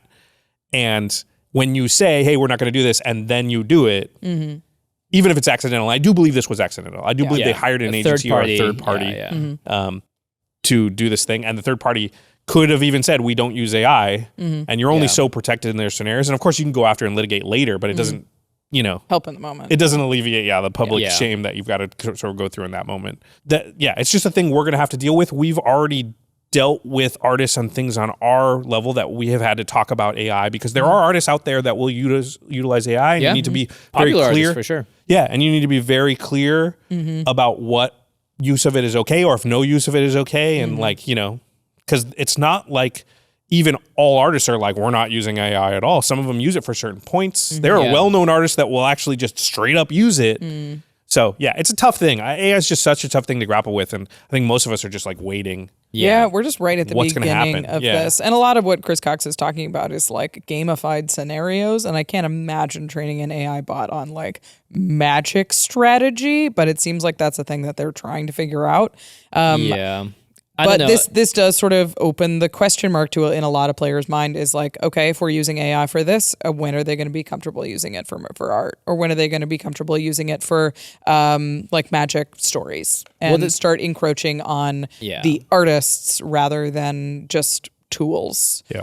The thing is if they use 15,000 cards and use AI to train the art on that and the design or whatever they're using AI to train on, those contracts that they originally signed with those artists never ever said, can we use your art for this purpose? And you will not get compensated anything for it. Right. Yeah. And it's also I'm sure they control all the underlying rights to it. Yeah. They're making allowances. You can do X, Y, and Z with it, but they still own the characters and the rights to the artwork, and they can print that artwork or do whatever they want with it. Because they had to leave themselves open to like, hey, we want to make a movie about it someday or a TV show or whatever. So I'm sure, that's in the contracts that they can like utilize it in basically whatever way they want. But it would feel bad if it's like, here's a whole set of stuff and it's clearly inspired by this very specific group of artists that made this very specific aesthetic and they are getting nothing ever for it. But now you're creating these sort of like hallucinated versions of whatever their sort of style was or helped inform. So that's where the ethical stuff all comes into play. And then you have the whole discussion of like, what is the actual can you make a piece of AI art and go like, all right, well, 2% belong to this person, so then they get X% of whatever. It's like, it becomes an entirely new system that has to be created to try and actually figure out what the ethical sort of payouts or paybacks are for the people that are contributing, or if they are just going to sign those rights away from here on out and they'll never see any of it. Dystopian. And I really don't like when companies say like, we can build tools that aid in it or create, maybe we can do these things. It means they haven't done it. That happens in a brainstorming session where you get excited about something, but really at the end of the day, AI is the main thing that AI is showing is that we can cut down costs. and we can make things more efficient. And if we can do it at a quality level that is indiscernible to the general audience, then likely we're going to try and pursue that route, because if it doesn't affect us as a company and overall how people perceive us, and it only creates more product and we can do things at a more efficient rate, that is a very interesting conversation for multinational corporations. Well, and hopefully governments. And governments, We need regulation. We need laws. We need rules. There are laws around IP usage and other things. So we can do it. Governments move so slow, though, and technology moves so fast that that's my worry, is that totally. the technology is going to so outpace our ability to sort of legislate. To regulate it, Yeah, and regulate that it just might be completely useless because it's moving at such a path that every time you try and pin it down, it's already over there. Yeah. Yeah, that's the worry. And, who knows? Are we moving towards some sort of dystopian future? Who knows? Who knows? I hope we're like those WALL-E humans. You want to be like those? Yeah, because they don't have to do anything. As far as I can tell, they don't work. No? Yeah, so all they did... An orb.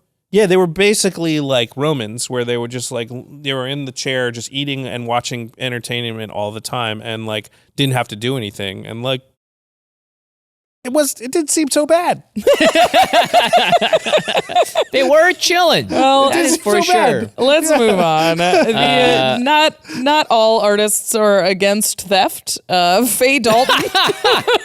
Well, now this is actually interesting. This was wild. Trouble in Pairs. Let's bring the art yes. up on screen. So Trouble in Pairs was famously found to be in trouble to be stolen from various artists.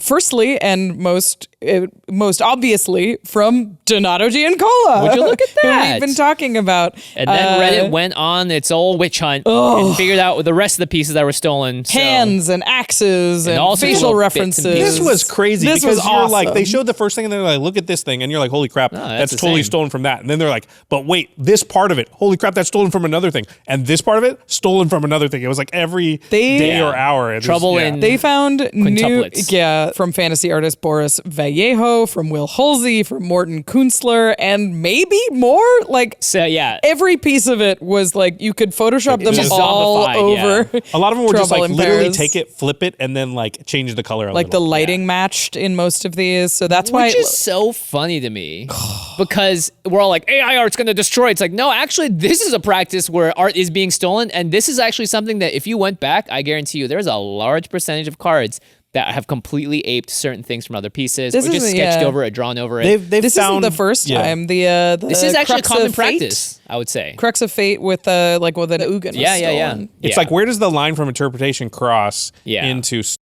plagiarism? Somebody else's But art, it's when it's yeah. literally, this stuff was like literally Copy like and in paste. Photoshop, I cut this out, copy and paste it over here, then flip Clean it up, flip it, and change the color. Yeah. And it was so blatant. Like, to steal something from Donato Giancola, who is a very famous Yeah. magic artist. Yeah, how are you not And, going to like, get caught here? It's like the cover of a comic book. Yeah.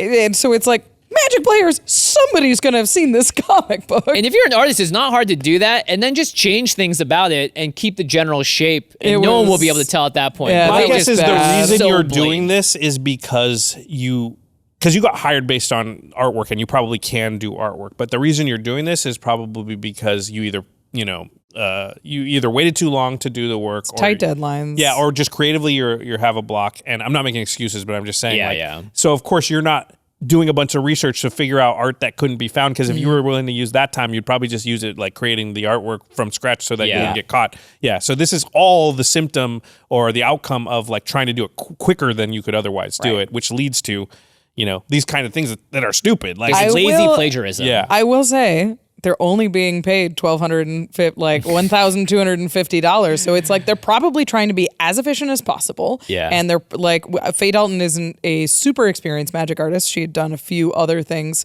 like a She Secret will not Lair. be an and experienced and magic she's- artist after She this. is not doing any more magic art. They have separated Yeah. the relationship with Faye Dalton. But it's like, That's an interesting. when you pay artists less, they're lazy because they're not being paid their full amount. So I'm And not they can get I'm away not, with it, and also, too, I'm not right? making an excuse for Faye Dalton, but I'm Yeah. saying is like, as we pay artists less, as we give them less way to make money, you're going to get Lower worse, quality. lazier artists that are going to take shortcuts like this. Also, the idea of being cut off by that company and not working with them again is not as scary when that represents less to you than it did before. If they're paying $50,000 per thing, you probably don't want to mess around with it because Yeah. you don't want to lose all the future jobs that are paying paying you that amount. So yeah, I get what you're saying. I think we don't want it to come off though as this kind of crap is okay, because I'm not making an excuse for her. I'm just saying that like as we pay them less, we're going to get worse artists. Yeah, there's cause and effect that here. are not going to take the same amount of care. Yeah.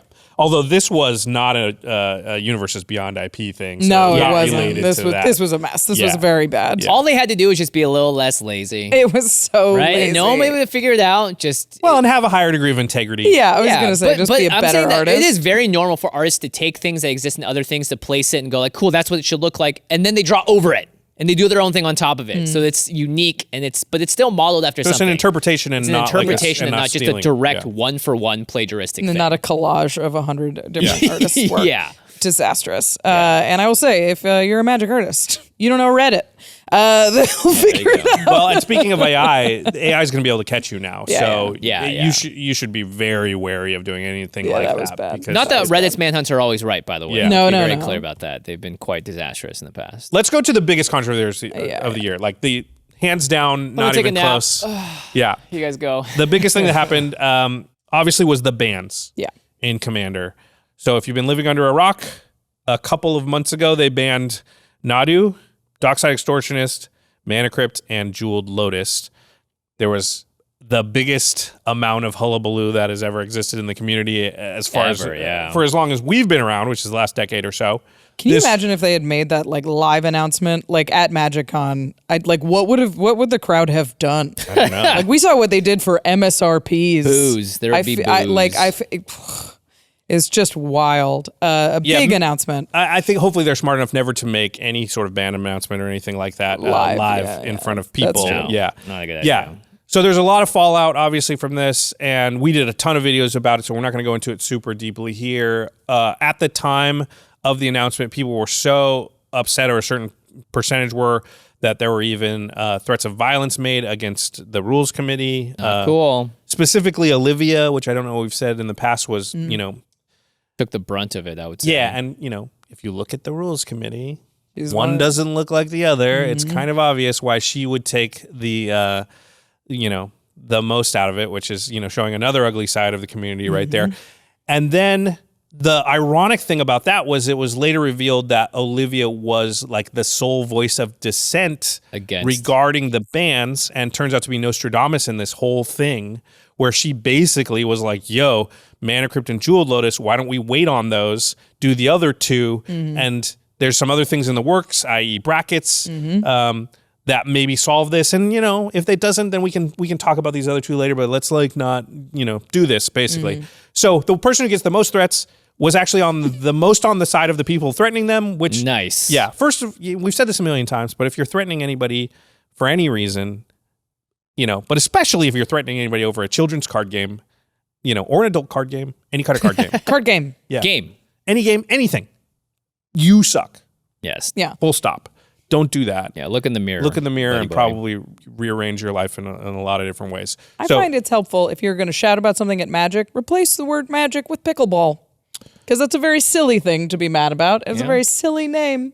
And they're about as serious. Yeah, you're gonna make physical threats of violence against somebody because they changed the rules in pickleball. There's something's up. Yeah, something is. There probably are people that would do that too. I know, So some real pickleball heads. Okay, so we're not gonna go super deep into it, but it has been a couple of months since the bans have happened. The heat of the moment has sort of cooled. So I thought it was fair to kind of come back and just take our temperature now. If there's any change of thought or any additional wisdom or anything, what's your reflections on that moment, even just outside of the substance of the bans? Man, I feel like we're all sort of in this waiting room now, and like everybody sort of said what they said, and it's hard to be mad for this long, and now we're just waiting to see what happens next. Wizards hasn't made any changes. We haven't seen any more details from the bracket system. We haven't, nothing's been banned or unbanned. We've just sort of been sitting here not playing with Dockside and Mana Crypt, which in the meantime has been fine. To be fair, I don't know if I would have played against many Dockside and Mana Crypts in that 2-month span anyway. We were playing a game last week where mid-game I drew... You drew a Mana Crypt. Yeah, I drew the Crypt and I was like, well, and I just put it down and drew another card. Because it's an old deck and I just hadn't played it in a while. Yeah. And So you would have Yeah. won. But yeah. Yeah. That's true. Yeah, we didn't say that wrapped up on all this is obviously also not just the bands, but Wizards stepping in and taking control of the format. Yeah. I'm still at WotC in general. I haven't noticed a huge difference. The decks that did run them, I didn't play that much anyway, so I'm not really missing them. Yeah. I was able to add more lands to some decks. Nice. That's a win. So I think for me, if there were more MagicCons and more chances to play Magic, maybe I would have felt a difference. But again, I didn't even see these cards that much beforehand. And they felt like when they did come out, they were in games that you were expecting them to happen. So for me, the shell shock of it was just more that like, wow, I can't believe they banned all of them at once with no warning, nothing, just out of the blue. Like that to me is still like, wow. The way it was handled, I think Olivia 100% had the right take on it from the beginning. And it just, to me, says like, yeah, she knows the community and she understands this temperature of how things are. And that to me is just still like the saddest part about all of it, is that she got the most hate for the thing that she was actually on the side of. For the we needed 2 more Olivias on the committee. Like, Yeah. The thing I still think the clearest is the audacity. Is like we're still at the audacity my goodness. of the bans that happened. And now WotC has control. Since then it's funny because there were a couple of more controversies that happened. One of them was like Simu Liu was on this Shark Tank type show, and then someone tried to pitch a boba company, and they weren't really respectful of the original culture, and he spoke out against it, and he got death threats. And there was another thing that was similar that was in a completely different field, and they spoke out against something, and they got death threats. So it may be that the online worlds are capable of just issuing death threats over the stupidest things.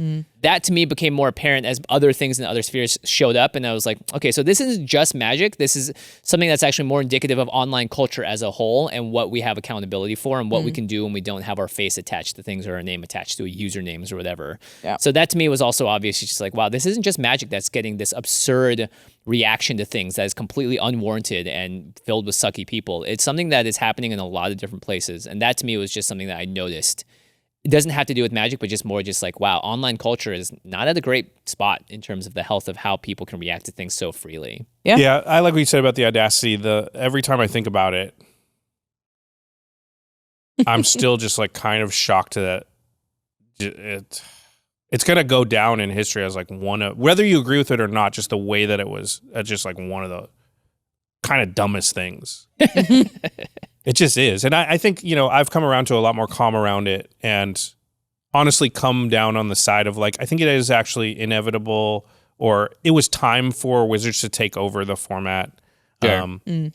Just the size of the thing. You just can't have, it just is what it is, right? Like, and again, like you said, online culture, like if you're on Shark Tank and you make a death threat, there's a whole huge corporate entity behind Shark Tank that like can handle, that situation. But if you're just like a couple of people doing this thing and death threats are coming at you, and not just death threats, but that level of just people being super angry, right? Just, investment and all the community at a certain size and that writing kind of stuff. Essays, tweeting at you constantly. You need a certain amount of backing from like, you just need lawyers and you need security and you need admin and you need all kinds of stuff. Just, there has to be. You need like a marketing team. Yeah, you are kind of a business, whether you want to be or not, but you have, this was a business with like no income, no revenue, no support system, no support staff, nothing, right? No communication devices. Yeah, and it's kind of, in some ways, amazing they got to where they were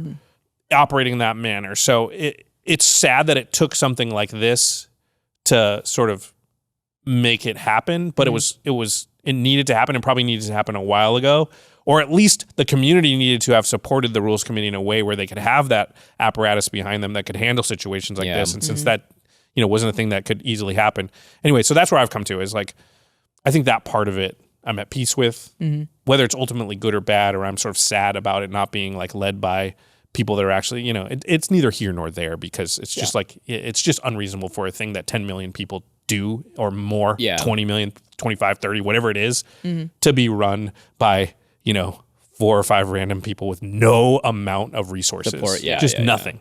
So that doesn't make any sense. So that's where I've kind of come to on that part of it. The bands themselves, Yeah, I think we said at the time, like, I don't think it'll actually affect games that much overall. Yeah, but For some people it will, and we're not discounting those experiences, but I think if you took the large swath of all of Commander, I don't think it's going to be as major of a thing. I think Dockside was by far the most absurd of all of those cards, and that was the one I saw the most out of all of them as well. Swing games the most, so. At least it gives us a thing for years to come. We can be on this podcast doing a year and wrap up for the year 2034, and we can be like, but it wasn't as bad as true. back then. This was a bar has been set.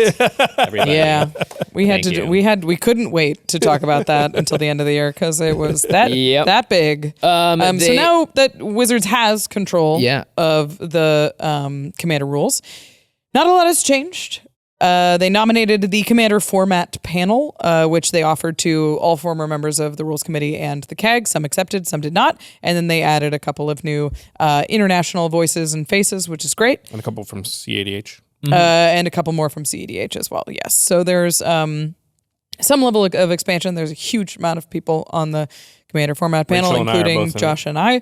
Yes, and... Steady the ship, WotC. Yeah, right now the ship is...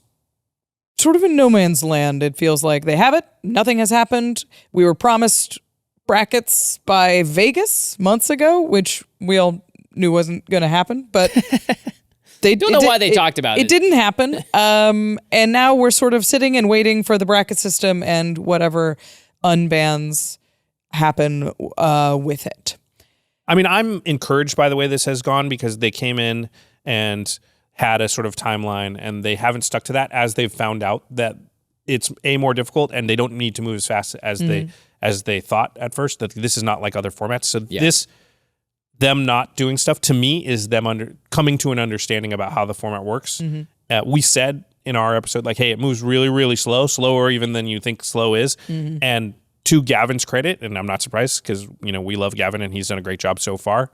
They have taken that to heart and really been like, hey, listen, even though we said that, we don't, you know what? We don't have to do that. Yeah, exactly. So we're not going to roll anything out until we think it's ready. And I think that's the way to go. And, all the discussions that are happening right now, I think are positive and we'll see what happens. Because like you said, we're kind of in no man's land, but no man's land is okay. We're having fun playing games and it hasn't there's nothing that really needs to happen with any urgency. There's no sword of Damocles. There's nothing that's going to like, oh my God, if by this time we don't do this, then what? We're toast. In the meantime, people will just play Commander and have fun. Oh, okay. Oh, yeah. Have you had any games of Commander ruined by the bans recently? Nope. Turns out the stakes are a lot lower than we thought. I literally just said, whoa, took the card, put it to the side, and then drew the next card off my deck. It wasn't a big deal at all. Everyone was like, yep. I think we're on a wait and see for the brackets. That'll be a conversation for next year. I would anticipate we have it gets rolled out in tandem with one of the MagicCons when it's ready. My guess is they'll do some testing too. So I think there's been I don't know. I don't want to reveal anything because I'm not sure. We don't have any timelines. But I think it'd be fine also if they are like, let's try A, B, and C, see how that goes before we officially come out and say, hey, this is what we want to do. And I think, hopefully we'll be a part of that apparatus saying like, hey, let's try some stuff and then get some feedback from everybody out there because I think that's a way we can serve the community a little bit. Probably at a MagicCon. Yeah. Speaking of MagicCons, they keep getting bigger, these things. Yeah, cool. They do. Chicago was to like 12,000 people. Amsterdam biggest of all time. Was comparable, and Mark Rosewater came out saying Vegas was the largest Magic event ever with over 15,000 people in attendance. He said that on his blog talk. What do we think this year?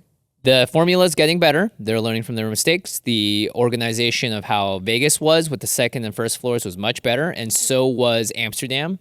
And so was Chicago even. I think all of them, they've improved on past ones in noticeable ways. There hasn't been any market decrease, I think, in quality in certain areas. I think, like, in general, the way they're running it, the way they're doing it is respectable. They're taking in feedback, they're listening, they're creating things to help address those areas of feedback. There are still obviously a lot of things that they can do to make it better and better, but so far I think the general trend of quality has only been going upwards.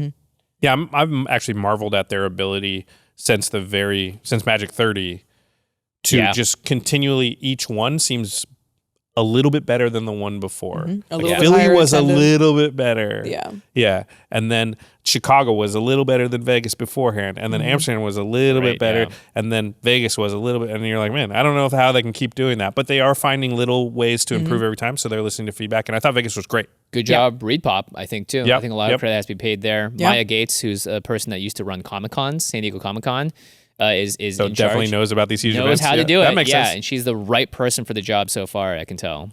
I agree. Getting improved all throughout the year. The biggest ding, I think, to any of the MagicCons this year, which I think were all overwhelmingly successful and very fun events, was Chicago's low end seating, and they adjusted for that in both Amsterdam and in Las Vegas. And I think the bigger crowds just sort of surprised them. There were some people sort of playing on the ground. I A lot on the remember, ground. in Chicago. Yeah. Well, and they're trying some new stuff. So we know this year's Chicago, they're gonna incorporate some D&D into it. Oh, Yes. cool. Yeah, so we're not exactly they've said that, but we don't exactly know how that's going to play out. But Yeah. so that's going to be interesting as they continue to sort of evolve and try things, how that's going to work. But that's an exciting sort of thing that they're like, oh, they're going to try some stuff out, and that means that as people who've been to a bunch of MagicCons, we get to look forward to. That's what I'm looking forward to at Chicago. It's like, oh, it's gonna be this whole other aspect that wasn't there before. I'm interested to see what that's like. For sure. Yeah. If you can go to a MagicCon, if you are close to one, if you have the means, you should go. It's really, really fun. Yeah. Bring your group. Yeah, they're definitely, I think, the best part of my year so far, every year. I think one of the coolest stories to come out of a MagicCon, or an arc of MagicCons, I suppose, is the Kai Budde story this year. Kai Budde is a professional Magic player. For those who don't know or haven't followed that, he holds the record for Pro Tour victories, which is 7. That's Michael Jordan status, that's everybody. a ridiculous number. He's definitely one of the GOATs. Like, it's hard to argue that he's if you're picking one, it's kind of, he's close. Isn't the Player of the Year trophy named after him? Well, that's what I'm getting to. He is won Player of the Year in 1999, in 2001, in 2002, in 2003, and in 4 years. And row. then No, 3 years in a row. That's he crazy. joined the Magic Hall of Fame in 2007. So this is like one of the best Magic players of all time. For sure. And this year, he returned to professional Magic play in 2023. He played at Barcelona, where he top-8'd. And then this year, he announced in Amsterdam that he has been battling with cancer and that things have taken a turn. And he didn't give any specifics beyond that, but he is not well, which was obviously devastating for the professional community and the Magic community that follows this generally. To recognize him and that announcement, they did name the Player of the Year trophy after him in Amsterdam, which was, a lovely tribute to a true titan of Magic play. The German juggernaut. The German juggernaut. My favorite thing, I had never heard this before because I didn't follow pro Magic for when Kai was biggest, but the phrase "Kai doesn't lose on Sundays" made me laugh out loud. It's like when it comes to day 2, Kai's unbeatable. He knows what's up. And then at the World Championships in 2024 at Vegas, there was a big game that was a featured match where it was Kai Budde's winning into the top 8 in Las Vegas after this announcement. And Kai doesn't lose on Sundays. Doesn't lose Sundays. He made it. He won, and he top 8'd Las Vegas as well. He ended 7th, but making any kind of top 8 at one of these is incredible. Insane. Like, it's such a crazy roll of dice when you consider the variance among players. Just like even the best player in the world would only have a 70% win record against me because you can just not draw lands or draw the cards in the wrong order and everything. So these guys eking out like their little percentages for the Kai Buddes of the world to be able to have these kind of resumes, pretty insane. And the fact that he has, away from the game for so long, come back and been able to still be in that mix just shows like how great he is. So pretty cool storyline. We were all watching it on our phones. Oh, it was so sweet. Like, I was backstage with a bunch of people and we're like, is he going to do it? Is he gonna You do can it? tell all the people at Wizards, he's been around for a long time and a lot of them have known him for a long time. So one of the real, sort of heart-wrenching but also feel-good stories of the year. 34th professional top 8 for the Vegas that's tournament. insane. And that's of course that's like includes Grand Prix and Pro Tours and Worlds and Masters. LeBron and all would that. be jealous. But that's bananas. So had to include a moment for Kai in this episode. Yep. Moving on, there was a combat damage rule change, a very significant rule change. One of the more significant rules changes in Magic that we've seen in the last couple of years. It was announced with the release of Foundations. The quick rendition is blockers are no longer ordered. If a creature gets blocked by more than one creature, you don't order how that damage is done, and you do not need to assign lethal damage to one of the creatures when you do that. Damage is assigned and dealt in the same step. It's in the combat damage step. So it sort of makes things more similar to like when you have trample or death touch or that kind of thing. It makes those exceptions feel a little bit less glaring. Yeah, the way it works is if you're facing multiple blockers, you can just assign however much total power you've got to however you want among the creatures. Yeah, and then it just happens. Yeah. All at once. Yeah. Yeah, so There used to be that there was a period of time after assigning damage that there was one more reaction period. No, there was a period of time after blockers were ordered. Yeah, so ordered. if you blocked with two creatures, like a 2/2 and a 2/2, you would know which one they were going to deal damage to first and you could respond before that damage was dealt. Yeah. So after blockers were ordered, there was one more time where you're like, okay, now that you did it that way, I could get you with this thing because it's going to make it so that the creature you put first doesn't die anymore or whatever. And now that tension is gone. Yeah. There's no passing of priority. Nobody gets priority from the time you assign damage to when the damage happens. Right. The outcome of this is that it makes combat tricks worse because, like you two were saying, if you are coming at me with a 5/5 and I've got 2 3/3s but a giant growth in my hand, it used to be you'd say, okay, I want this 3/3 to take the damage first, and then that other one will only take the 2 that are remaining. And then you go, cool, I'll giant growth the one that's in front, and now neither will die and your creature will die. That is not how it works anymore. Now, once you go to blocks, before they assign the damage, you would have to cast your giant growth. In which case they go, oh, that one's a 6/6 now? Then I'll do the other 3/3. I'll do 3 to it, and then 2 to the 6/6. And now, my 5/5 still dies, but I get to kill one of your creatures rather than before one of them would live. And that's kind of the biggest outcome, I'd say, that scenario of this. There are some other ramifications, but I think that's the biggest one. Combat tricks don't see a lot of play in Commander specifically. Yeah, for sure. How do you feel about this rule change? So the thing that I think this affects Commander the most is it was unintuitive how you assigned combat damage, especially when it comes to damage enhancers.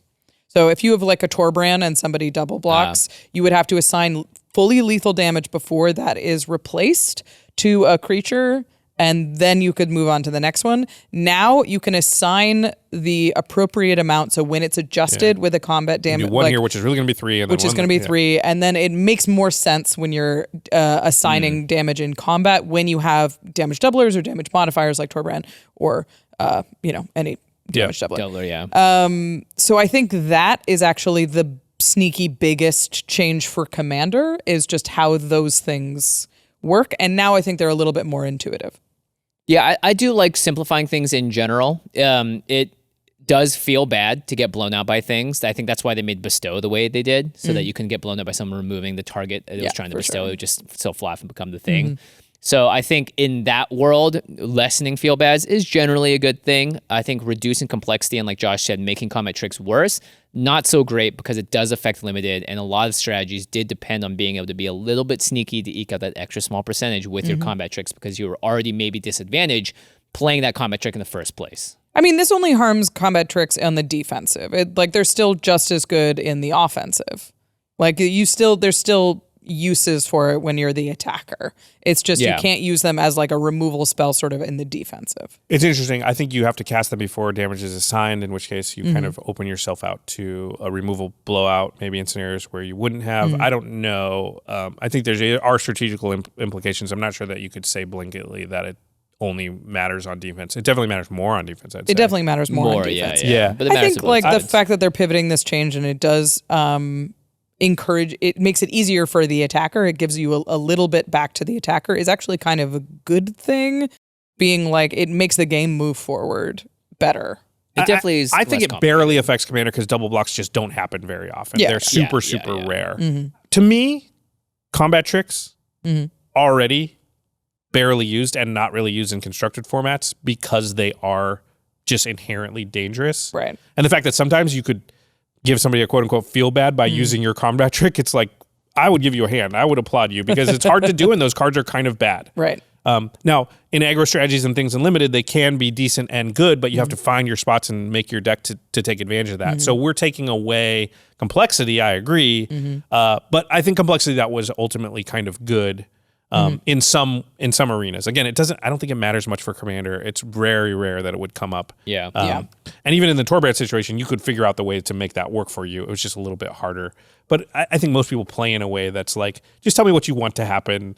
Like, we're not going to rules lawyer you on exactly how, because there's usually not a tournament involved. So I don't, Anyway, I think it is a little too bad. I'm a little bit sad. Just that, like, combat is a little interesting when both players have open mana and cards in their hand. And sometimes, and you see cool things where people have tricks in hand or have removal in hand. Playing around it. And they're like, pass priority. And they're like, pass priority. I'm just going to let this happen to not open myself up to a blowout here and find a better spot to deploy my removal or my combat trick. Yeah. And I love that give and take intricacy of strategy of like, you've got the way to save your creature, but they kind of could bluff what you have or what you don't have because of the blowout. I'll make you act first now. I like that. I think that's cool in a strategy game. So to lose some of that, I think I'm a little bit sad about. I don't think, again, it's not that big a deal. It's not likely to come up very often. It definitely comes up in limited. I saw WotC tweeting about this. Like, wait, she learned about the rule like on Arena as it happened. Wait, I can't.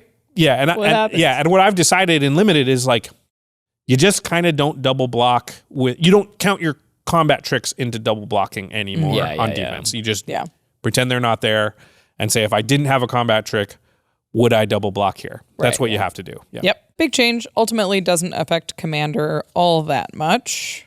That's why I know people were like, why haven't you talked about this? And we're like, it doesn't matter that much. It's only relevant when you're double blocking, which just... Another thing that won't matter that much to most people out there, regardless of what some people are saying, is they did announce ahead of the Ether Drift release, because it takes place on 3 planes, I believe, and one of them is this plane, that they were renaming the plane of Kaladesh to Avishkar. Avishkar, I think is the Avishkar, that makes sense. Avishkar is now the name of that plane, and it will not be referred to anymore as Kaladesh. And that is because the word Kala has some negative sort of racial connotations in some Hindi dialects. Which is obviously what they speak in India, which is, or parts of India, which is where the plane was kind of top-down patterned after. Right. So Avishkar is from the Hindi word Avishkar, which means invention. And there's a lot of inventions that happened on that plane. There is in-world, it was still originally named Kaladesh, and then the name became Avishkar due to in-world story events, which I'm sure we'll find out about more when this comes out. I love that choice. I think that's very smart. Yeah, it's a cool choice. I think it's a correct choice to make because, they didn't have, when I did this thing for Kamigawa, and they brought on consultants to basically make sure that what they're doing in universe was correct because it was a very Japanese-inspired plane. And I think they maybe just didn't have that level of due diligence with Kaladesh originally. And now that they added it onto it, they're like, oh, well, we should definitely change this. We did not mean to do this. I know they had cultural consultants, but I think it is a little complicated because there are a lot of dialects, and also, there are other meanings of the word kala that they were playing off of, but there's some colloquialisms, I believe. And I could be off on this, but like I can understand You can this. miss stuff like this. Yeah, exactly. I can understand this as, I'm Hawaiian, right? And we have pidgin English over there. And there's a lot of words that, like, unless you are really, really steeped in it, you would never really know what the connotation exactly is.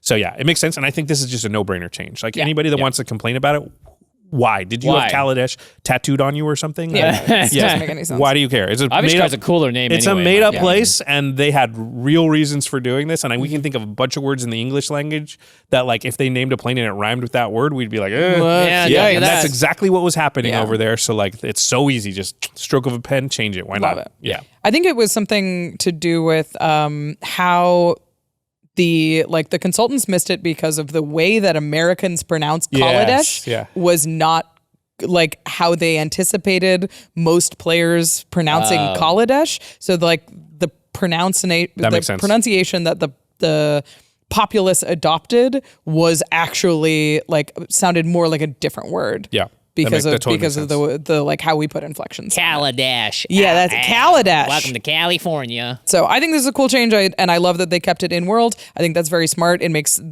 that plane feel like more complex and more interesting. Stuff that changes they all have the time. An arc and a change. Sure, sell it That's however cool. Sell it however you want. That's cool, think but it's- otherwise, just do it. I Yeah, think it's just duh. like a thing that's like whatever. It's not worth mentioning. This is a cares, thing that should happen, and it happened. Yeah. All right, next up, simplifying templating. So there were a couple of things that happened this year in terms of changing how we talk about Magic cards or how Magic cards talk about what they do. The biggest one is that enters the battlefield has now been reduced to enters, which is something that Gavin, I think, teased a while back in terms of their thinking of doing it. Was there other things they could do that were similar? So this started in Bloomborough, and again, this is just like the last thing. This is like a no-brainer. This is easy to understand. I don't think anyone's going to get confused as a result. No, I love this. And I want to show you guys this because it's so neat. So like a March of the Machine, Swiftwater Cliffs. I'm going to read that. It says, Swiftwater Cliffs enters the battlefield tapped. When Swiftwater Cliffs enters the battlefield, you gain 1 life. So that was March of the Machine. Yep. Very simple. Enters tapped, gains a life. A lot of words to do that. In Bloomborough, they printed Swiftwater Cliffs, and it says Swiftwater Cliffs enters tapped. When Swiftwater Cliffs enters, you gain 1 life. Okay. So a little bit more simple, which is nice.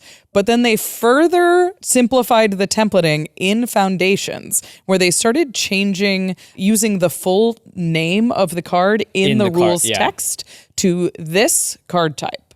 Or this card. And the Swiftwater Cliffs that came out in Foundations says, this land enters tapped. When this land enters, you gain 1 life. Wow, we've cut down quite a bit on syllables and words. And it's just like seeing all 3 of them next to each other is very elegant. It's very smart. They say exactly the same thing. And something that like I noticed when I was teaching Magic is my mom would spend a lot of time reading words that didn't matter. I was like, the word that you need to know here is tapped. The word that you need to know here is like these. But she would spend the whole time like reading each word because she hasn't adopted like Magic lingo to be like yada yada yada and or the this. shorthand, Battlefield. Right. Oh, okay. So getting to their card read, like their card text, to skip over the yada yada yadas and be more legible for players who have never played the game, Yeah, I think that's is an great. enormous victory. This land enters tapped. It's great. I know it's a land. It's entering and it's That's tapped. it.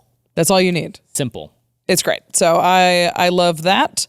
Finally, they did a lot more type consolidation this year. Last year, they announced that Rakshasa would be simplified. Those would be cats now.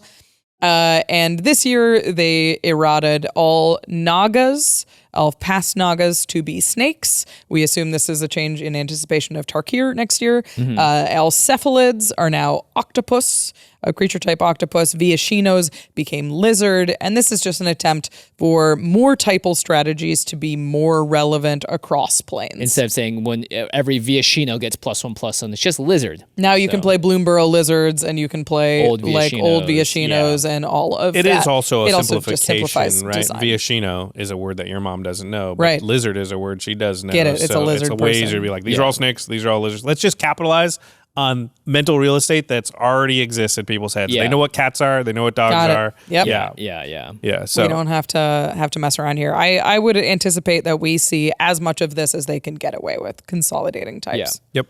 Makes sense. And then MH3 was the first set that they actually executed on Kindred as a card type and on Umbra Armor as an errata like keyword. Yeah. And everybody gets it. Now let's unban some stuff. All right, just kidding. Yeah. Okay, moving onwards, card design in 2024. This is a fun one. There are new types of cards that obviously showed up, some returns of old card types that were, fresh maybe a couple years back. It's nice to check in about card design and just kind of see where we think things are moving. Yeah. A lot of these are estimations. These are observations that we're starting to notice in 2024. They may have been initiated earlier and there just wasn't enough that we picked up on them. But we're going to talk about what we've noticed in card design this year. Yep. The first one I noticed was there's a lot of like 2 cards in 1 was a big theme of card design. MDFCs was obviously a big thing in Modern Horizons 3. Rooms MDFCs. in Duskmourn, yeah. and even more modal mechanics like Spree and Thunder Junction or the Pause cards in Yeah. Bloomburrow You have even. 5 paws. Oh, spend right. between this Yeah, thing, look at this new little energy Just thing. and then a little less literally, something that I've noticed is they've been stapling 2 abilities together on the same card kind of a lot. A key card that I noticed was Forensic Gadgeteer. Says both whenever you cast an artifact spell, investigate, and activated abilities of artifacts you control cost 1 less to activate. It can't reduce it less than 0. Those, I think in the past, would have been two separate cards. Yeah. One thing to reduce the activation. Cool, it works with clues. And one thing to make clues. And now they're mashed together in one very powerful card. That's power creep. Well, I think that's also just like, there is a finite amount of design space for the game. It's very large and larger than almost any game probably that's ever existed. But, when you've got to come up with cards, one of the easier ways to do it is if these 2 cards had a baby. Yeah. And the baby was exactly both. Yeah, this one does this one does that. They're in the same color, or if one's red and one's green, I make a red-green card. Yeah. And then I put those 2 abilities on, and I say, okay, well, what's the power and toughness of the creature? And then I determine casting cost based on all of that, and that is a way to design cards that, It's a new card. That's probably, listen, not every card can be a brand new thing that's happening in the game that no one's ever thought of before because they've been designing this thing for 30 years. So they got to have some war leaders calls. Yeah, so there's a lot of it's a land or it's a spell. It's a protection spell or it's a removal spell. Like rooms were here's an early game play and here's a late game play. So that flexibility was a big priority in 2024. And as a result, there was a lot of really powerful commander cards. Yep. Where a singleton format, modality is a big deal. Yeah. Well, and I think we've gone up and down over the years about how much you're willing to be able to pay mana cost wise for flexibility. And, a lot of the old cards that gave you flexibility were overcosted.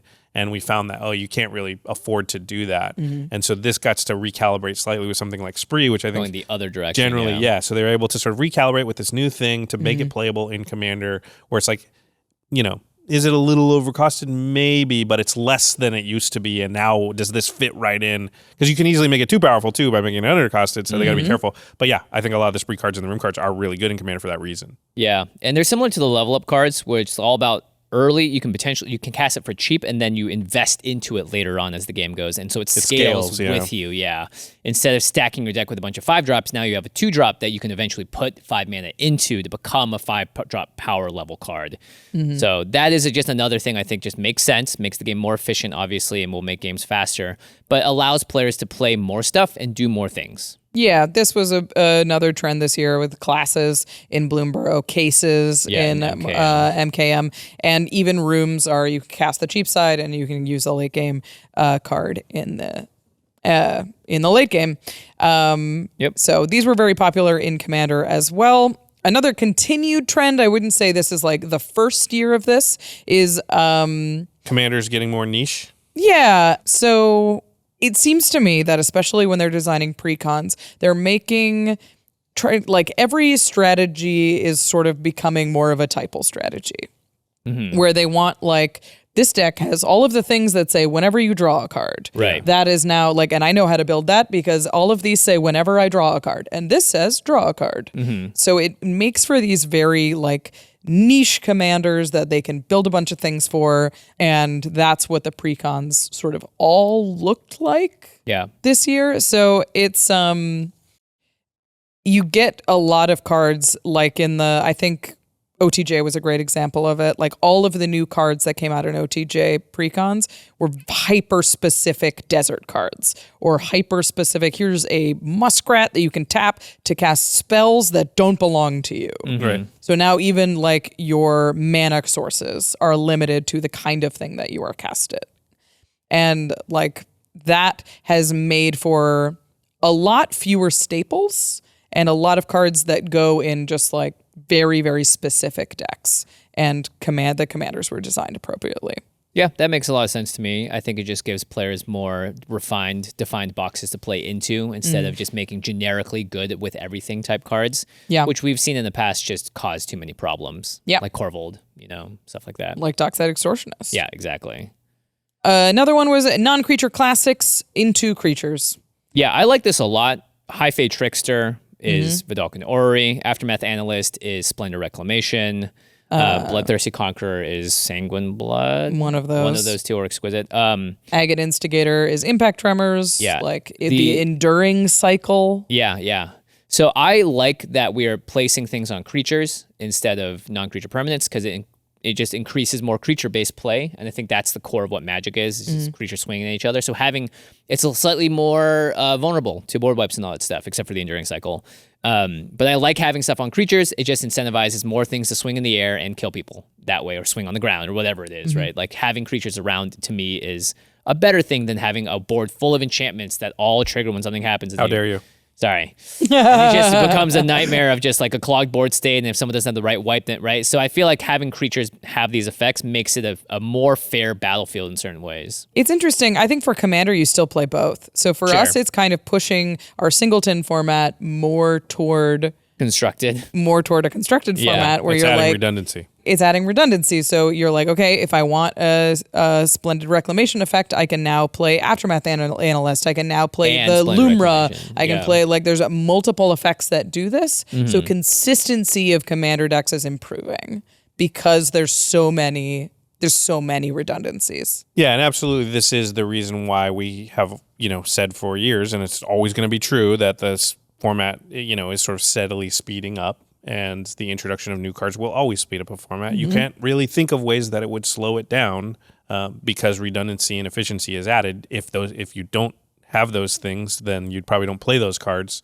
So I think it's just an inevitable evolution of how it was just always going to go and always was going. It's just moving a little bit faster rate these days. Yeah. Soon we'll have a 200 card format. Yeah, there's cool stuff, though, I think also where they create enough redundancy of an effect that didn't have redundancy before that now can become an archetype that you can build decks around. So there is these little pockets that you kind of get to that suddenly open up. And now it's like, oh, there's enough there now. I used to talk about the Stop Hitting Yourself deck. And like that is a deck that is a lot easier to build now than it was when I was first talking about it like 8 years ago. And that's just because enough redundancy of that effect came along and other supporting pieces that it's like, oh, you can really build that deck and make it work now. And that's cool. I think that's great. And hopefully that's more what happens than just literally speeding up a format. But like, they're game designers. They got to design the game. They got to make, they got to come out with new cards. So this is just a thing that's going to happen. And I think a lot of the cards we got this year are really, really cool. Yeah. Like High Fate Trickster. Yeah. I also think that as when you're building a deck, you can choose the one that has the most synergy with your deck. Yeah. Where you're like, okay, I'm actually an artifact deck, so Vidalcanori is easier for me to get into play than High Fate Trickster. Or I'm not in blue, so I have to lean on that. There's nuance. Or like Enduring Curiosity is an enchantment with Flash, so that actually works better than like the boat one they made last year, Indomitable. Or I'm playing 10 pirates incidentally, so I'll put this one in because it has the pirate synergy. So there's a lot more knobs to turn when you're putting a card into your deck. There's a lot more choices. It just feels better to fit that in there. Like, oh yeah, that really matches what I'm trying to do here. Right. Cool. So synergy is getting higher. Non-creature permanents with ETBs. This is interesting. I did not know this. Fascinated. So I was like, I feel like I've seen a lot of this, but I want to like actually see if I can back this up. Yeah. So I'm talking about like equipment with ETBs or enchantments or that kind of thing. When it attaches to a creature and then something happens. And I was like, okay, how real is that? Am I just noticing them more? And it's very real. In 2020, there was 46 non-creature permanents with ETBs in the entire year. Wow. This is not including lands. Sorry, it's non-creature, non-land permanents. In 2021, there were 59, so a little bit higher. Yep. In 2022, there were 73. Okay. In 2023, there were 95. So we doubled and in 2024, there's 113. This is definitely a trend. Tripled in 4 years. So this trend is like, obviously didn't start this year, but is starting to reach like a much more recognizable population that we clearly like equipment with ETBs. Like Chainsaw comes in and lightning bolts a creature. Or Annie joins up is the like legendary creature doubler, but when it enters, it kills something. Yeah. These Celestial Armor. It makes sense in that if you think of the last category, we were talking about creatures that have become more non-creature-like, and now we have non-creatures becoming more creature-like. Yeah. Or more sorcery-like even, where they just do something now. Well, that's what an ETB originally was on like a Muldrifter, Sure, right? yeah. It's just a divination stapled to a flyer. But but we think of only creatures as entering and doing something, and now, let's make the non-creatures a little more like the creatures. Yeah. It's interesting. I mean, again, evolution is cool. Yeah, I think it also follows the popularity of sagas. Yeah. It's just another design knob too. It's like this box hasn't been cranked. Before non-creatures didn't do anything, now they do. Before creatures didn't, now they can be more like this. And so it's like, here's cool, an unexplored area. Let's explore it. let's explore it. Yeah. I don't like the next area to explore. I hate this next area. Yeah, so this trend isn't quite as clear, and I think there's some reasons we can point to, but there has been an increase in unique tokens. Oh, so this is like This is exhausting, yeah. So the way I searched for this, was I limited by tokens and I limited by not reprint. Yeah. So it was anything, we're not including like zombies and spirits and like things that have been printed before. Yep. These are new Oh my God. to this year tokens. All right. This 2020. is insane then. In 2020, there was 36 new tokens. 2021, there were 66. In 2022, there were 93, Oh my which is Lord. a lot. 2023, there were 79. And this year, 2024, there Back were up. 93 again. Yeah, Bloomborough is to blame for a lot of these for sure. Bloomborough is to blame for a lot of these because of the offspring tokens. And I would say Universes Beyond is to blame as well. Because a lot of the They're built about characters in the universe. They're built around specific things, so they Yeah, get makes specific sense. tokens. Not specifically zombies, yeah. However, that's still a ton. That's like the 2/1 flying white insects Yeah. from Duskmourn. That's the Right. 1/2 moonfolk that like we are your well commander past made. the point of annoying. Every It's deck needs frustrating so now. many tokens, and It's crazy. Yeah, and getting the right ones, it's just difficult. And yeah, having an infinite token for everything is nice, but that means you're drawing it every single game. We've had multiple decks on Extra Turns and Game Nights where the deck of tokens is larger than the regular commander deck. Like just legitimately. Yeah, just to have enough because you Just want to have, four yeah, of certain because you're like, well, I'm ones, gonna make, exactly. Just legitimately a taller stack of cards unsleeved than the sleeved commander deck. Like, it's obnoxious at this point. As they are going to simplify wording, as they've decided that's an important thing. I hope they will look at this and decide to simplify tokens. It's an insane. Yeah.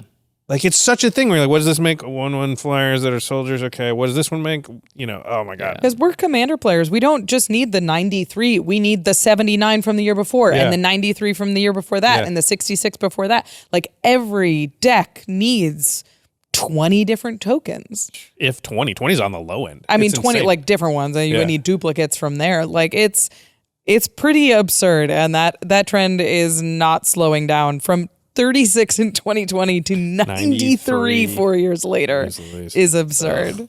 Goodness. The final trend I noticed this year was lands are getting better. We have a lot more utility lands. We have a lot better fetchable lands. So Surveil lands came out this year. They were great. Verge lands came out in Duskmourn. They're untapped, often tap for 2 colors. They're great. Ton of MDFCs so coming good. untapped now. We even got great utility lands with Shifting Woodland and Talon Gates of Madara and Arena of Glory. Yeah. Lands, like it is harder and harder to put basics in your deck. Yeah. Yeah. Ban Blood Moon. Yeah, Don't ban it. I'm just kidding. that's funny. All right. But I don't like the card. So those are just the ones we've noticed from this year. Yeah. There was a couple of big things that we need to talk about for design in 2024 before we give a summary of what we think about R&D this year. Yeah, big talking points. But we can't move on from 2024 without talking about Ward.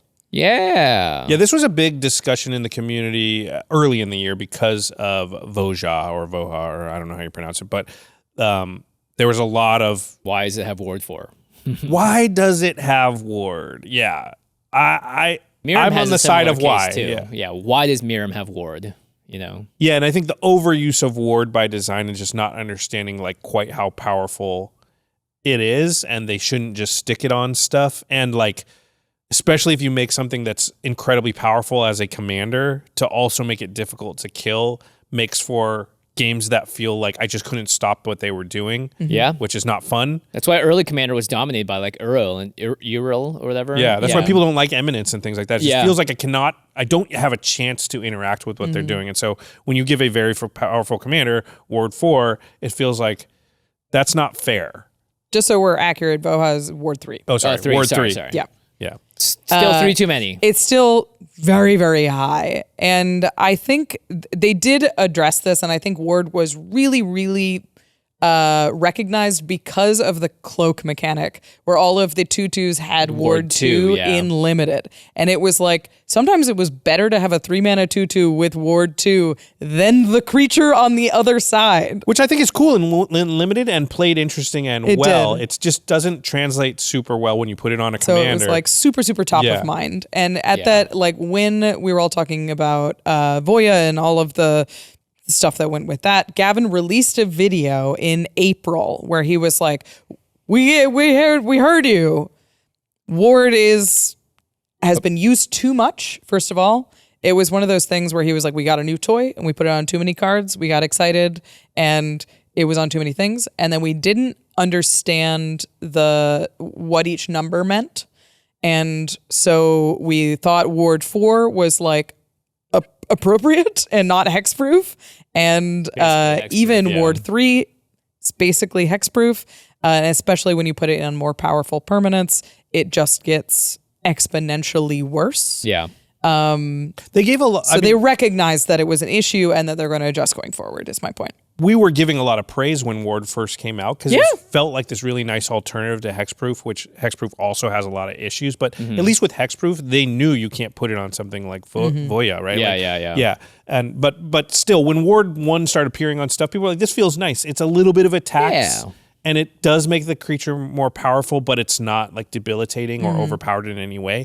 And I think it's interesting what Gavin said there, which was, they clearly didn't understand that, like, Ward 2 is not just like a little bit better than Ward 1. It's a lot better. And Ward 3 is not a little better than Ward 2 or Ward 1. It's miles different. Yeah. Like once you get to Ward 3, it feels like if I remove that, I basically lose the game because I use my whole turn to remove it. And if I don't, I basically lose the game because that thing. But why do I have to solve the game for all 4 players here? Yeah. And that's, I have to spend 6 mana on my Beast Within to get that thing gone. Are you serious? It basically says Ward time walk you. Skip a turn. Yeah. Or get so far behind paying for it that everyone else is going to use that and they're going to be surging ahead. Right? And what if you Ward, pay for it, and they counter it? Yeah. Or they have a heroic intervention. There's just, you just can't. Yeah. You just can't pay Ward 3.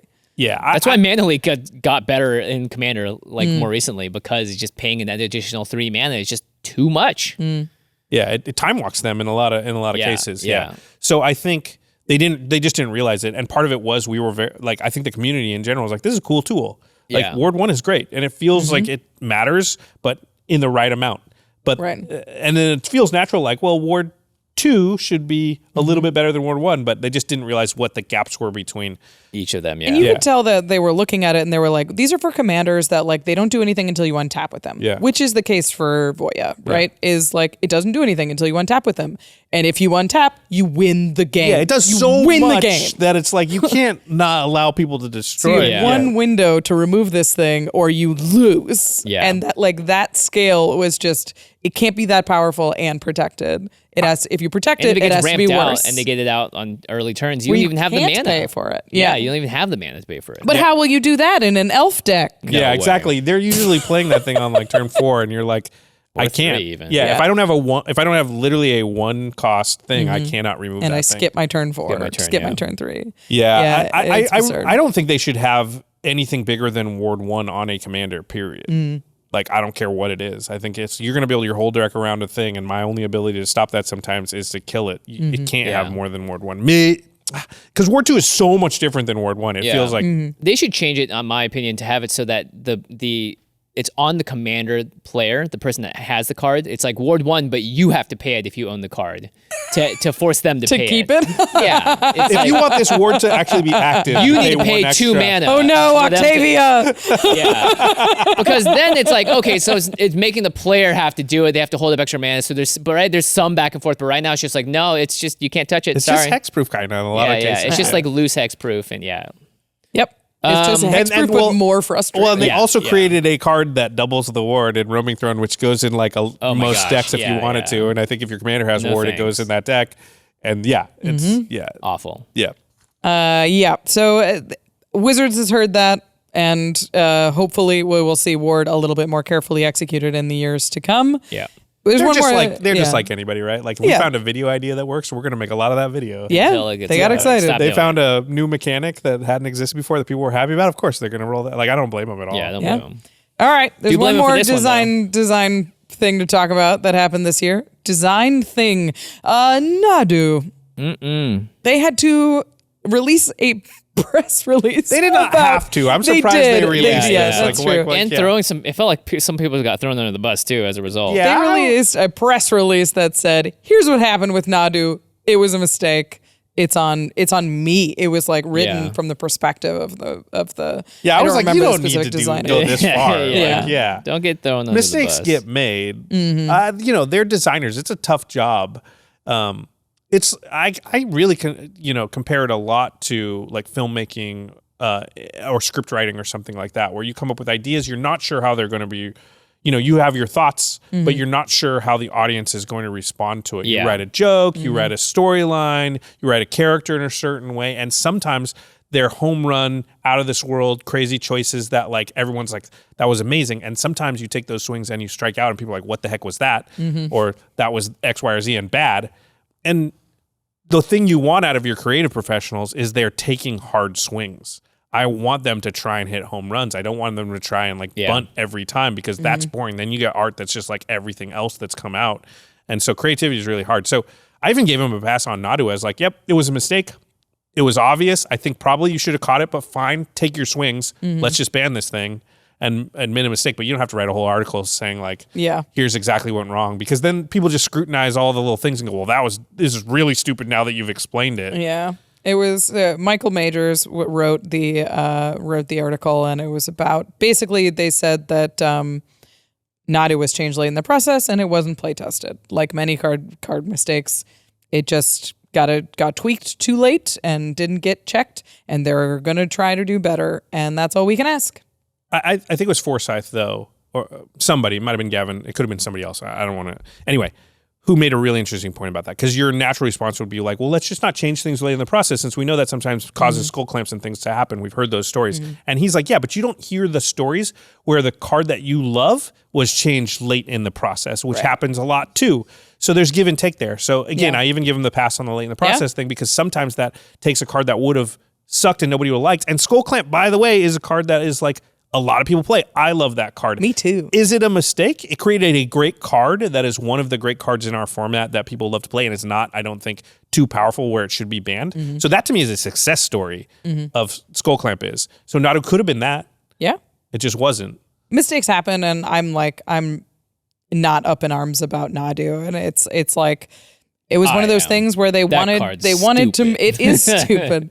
Like I remember when Nadu got printed, we were looking at it for content early, and it's like what? And yeah, Jamie we in right the away. office, Somebody goes lightning greaves. Yeah, that was the first thing out of my mouth because Jamie was like, "Have you seen this?" I think when and you I looked at it. I looked at it, and when you said lightning greaves, I go, "Oh crap!" I didn't. It wasn't the first thing that occurred to me. Yeah, and it's just like.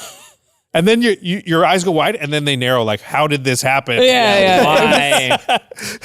It was that was a mistake, and it got banned in basically every format. Yeah, to me, quickly. the only issue is just not admitting your mistake quickly enough when it's obvious. And they did very quickly here. So I think, to me, Nadu, I don't understand why everyone was so up in arms about like that article and everything else. It's like, you should be up in arms. This card's broken. We should ban it. They heard you. They did that. And then after that, it should be the process works. We did it. Yeah. We the don't have to process play it works. against it anymore. Yeah. They even updated their ban process for Modern. Because typically recently they've been doing a ban cycle where it came out every quarterly. And it didn't allow for emergency bans, so they kind of got stuck with having Nadu in the Pro Tour because they couldn't ban, they didn't have a flexible ban schedule. The most so they uninteresting announced games. in this article that they were like, we're going to open things up a little bit more and be more flexible about when because they knew we shouldn't allow this card here, but we don't have a point by which ban we it. could have And done that's it, what they realized what I just said, which is like the only real issue here is can you act quickly enough? So let's give ourselves flexibility. Yeah. Okay, so the wrap-up question here is how did the design team do this year? How did R&D do this year? I'd give them a strong B, a B+. I think in general, I really like what they've done with the non-creature permanents with ETBs, the templating, and I don't know if that was partially them, but I've been more inspired to build decks this year than I have in many other years. So I think that to me says that R&D is doing a good job creating things that are interesting to even old and franchise players. Yeah, I generally am very positive about it. I think it says a lot that we're not Modern players. Modern Horizons 3 wrecked Modern and to some extent Legacy, and to some extent Lord of the Rings. Yeah, poor Modern's been through the ringer. They've had a really years, the literal ringer, the one ringer. Which just got banned today. Which just got banned today. I think that we're protected from a lot of dangerous or like pushed card design because there's so many and because we have a social contract that can kind of pull those things back. Well, and there's no tournaments. So. There's no tournaments. So you're not like, you can ask your friend not to play it if you don't like playing against it. So we're sort of insulated from card design in a lot of ways. But cards were exciting this year. MDFC's being back was exciting, and having the Surveil lands are exciting and fun to play and add a lot of neat ideas in the singleton format. Is like, when do I fetch for the Surveil land? And when is that? Like a lot of different decision trees. So I'm generally positive. I think there was a couple of like blunders or boring corners, like OTJ, like precon design I thought was just a little uninspired, but not precons overall, the specific cards. Yeah. So yeah, I think I probably landed at like a B+. Yeah, I'm like A-. And I think that design has been like pretty amazing when you consider what they've been asked to do in a pretty short amount of time, which is like double their output. And like, and University on top of that. Yeah. And I marvel at them. I think... Yeah, I think they're pretty amazing because they continuously are able to give us exciting things that we are excited to play and build without crossing the line very often. Yeah. You know, and they're designing a lot for Commander specifically now. And there's a little bit of a misstep with Ward, Nadu. Really? What, before that Hull Breacher? Like, we got to go back a ways. Thousands of cards. Like, their batting average is pretty insane really when you think about it. And if you play other games, you know how good Wizards design team is. Other games screw this up at a much higher rate. They do not release as much stuff. And that tells you, I think people just don't understand how hard it is. It is very, very hard. So their process, their team, their creative, I just think every single year they've just done such a tremendous job. Yeah, I agree. How do they keep coming up with cool new things? There's been so many cards over so many years, and yet they're able to still give us stuff where we're like, holy crap. Cool. How is that possible? Like, it's insane. So I have a ton of respect for everybody over there, and I think that like they do a better job than you can reasonably expect them to do. Yeah, like, I mean, and that's all you can ask. Yeah, are there mistakes? The best thing about Wizards of the Coast, the best thing about our game, are the cards they make. Yeah. That's probably it's the reason people watch our show, is to hear about the cards they make. Probably the best design team in the world for a game. I can't think of any other game that has consistently done this for such a long time. Yeah, and Magic players are spoiled, so we want it to be perfect. I think a indication of like failure would be if they'd never crossed that line. They never had any mistakes, because that would tell you they're not pushing. But if they don't push, the whole reason the game still exists after so long is because they are continuously pushing. Try this, and able to make people here that have been talking about the game for 10 years still be like, holy crap, did you see this? Like, that still happens in our office. Yeah. Where they will, sometimes it's Nadu, but there's other cards where they're like, did you see this card from this set? Like, people will be abuzz. So their ability to still light that fire under people that should kind of be like numb to it after a certain point. And again, if you play any other game, you've gotten to the numb point and you're kind of done with that game for a while until new cards or something come out.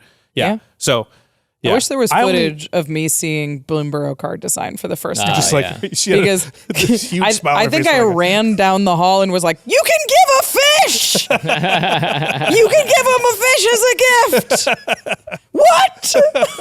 How? This game's been around for 30 years. Yeah. How did that... I just don't understand how there's still stuff like that to find. Like, pretty unexciting for a they're amazing. Bit, I they're think. amazing. Hats off to everybody in R&D. Seriously, good job, R&D. Thank you so much. Appreciate you. It's like the best writers on your best show. Like, how much would you thank? I don't know, Damon Lindelof or somebody for giving you years and years. Although a little bit of disappointment at the end of a show you loved. Yeah, I'm talking about Lost. Watchmen came out. Watchmen we all is forgiven. Yeah, right. It's like they have a whole team of Damon Lindelofs over there. They're just killing it all the time. Yeah. So that is the stuff we're going to talk about for 2024. That is sort of wraps up this year. We have some more conversation about going forward. We're going to talk about Universes Beyond specifically in 2025. But before we go on to looking forward, I want to talk about what our sort of biggest disappointment was, our biggest failure or whiff of 2024, and then we'll talk about the biggest success of the year as well. Yeah. I'm going to say the one that's obvious. I think It'll be said a lot, but the bands were just the worst Oh, part. you stole mine. Sorry. Yeah. It was the obvious choice. Yeah. It's that or Assassin's Creed. But I think if you had to compare the two, the bands are by far the biggest whoopsies that happened all year, and it created the biggest controversy, the biggest turmoil, the biggest shakeup in all these different ways. And yeah, now we're past it and things are great, but by far, it's like, to me, it's just like, my goodness. It's like 20 Nadus in one is how I feel about the bands. It's going to be the thing we look back on 2024 and think about for sure. Yeah. I was like, is that the year? That was the year. And I like, in the interest of not just talking about the bands again and them being bad, or, you know, the process being bad, mine was the Marvel Secret Lair. Yeah. I hated the execution of that. I was so excited, and I'm like not into Marvel cards. And it was really cool to see everybody excited. It was like, I built this thing, and like I have this like specific flavor card in here, and I'm going to put in this for this, and until they print this, and then I bet I'll have it. People were stoked. And it just fell so flat and hard, and it just landed on so many people's toe. And it's disappointing when they make cool cards and, like, you know, design team does their job and makes a cool, flavorful, exciting card, and the art is good, and the cards match, and they mechanically go together, and nobody can play them. Once again, one of the best ambassadors for the entire game in the world, Rachel Weeks. I had multiple. Sad, angry, upset. Sad Rachel. Whatever. I'm not mad. I'm just disappointed. Rachel. That's how I feel. Yeah. It was so it was just handled so badly. I had multiple, Pay attention. I had multiple people that don't play Magic text me pictures of the cards and be like, "Are these real?" Yeah. So like the fact that it got onto certain people's radar was what told me like, man, they really messed this up, because that should be a moment where you're like, come in, arms open, let's get in here and make it easy. And they didn't. They chose that moment to make it really hard and to make it a negative. So yeah, I agree. If it wasn't for the bans, I would probably say that. But the bans existed, and Yep. yeah, it That's was for thing. no reason. But I think it's possible there's a positive outcome, which we may look back and say, you know, that was the moment that caused Wizards to come and take the format. And from that point, It has been better, yeah. Maybe, yeah. And maybe these bans were absolutely necessary, and they've made the format better as a whole. Still 2024 yet to see is a about that. turning point either way. I think we'll have to wait and see in 2025 to say what Commander looks like on the other side of this. And generally, we're optimistic. Yeah. All right, let's talk about something happier, which is the biggest successes of this year. I don't think I'll steal yours this time, Josh. Mine is MagicCons. I think MagicCons overall keep improving, and they're doing great, and the attendance is awesome, and the shows we get to do and be a part of are amazing, and the experience of meeting all our fans and all that stuff is getting better and more smooth. And you can just tell it's just a very special moment for a lot of people that go, and that to me is something that really brings back the fact that Magic is a game you play when you sit across from someone else. Arena exists, but Magic is truly at its best when you're in person at a physical gathering. So I think anything that can bring us back from that, especially given the years we've had post-pandemic, I think to me is like just by far the most important thing you could do for the health of the game, and also just the mental health of the people that love playing the game and finding new friends and creating new communities. So that to me is by far the biggest success of this year. For me, I loved the templating changes. I was really excited about reducing enters the battlefield to enters. I loved when they changed it to this card. I think that solves a lot of confusion when people are talking about like, okay, if I have a clone and the clone comes in and it's not this card anymore, it's this card, does that like change anything? And you're like, no, the name refers to this card. Yeah. And you're like, why doesn't it say that on the card? And now it does. And I think it is a real effort from Wizards to reduce the amount of words on cards, which we've been asking for ages, and being able to simplify some of those things so they're easier to read. Like Magic cards are so hard to read, it's a meme. Yeah. And this is the first effort that we've seen to sort of make Magic language Truly.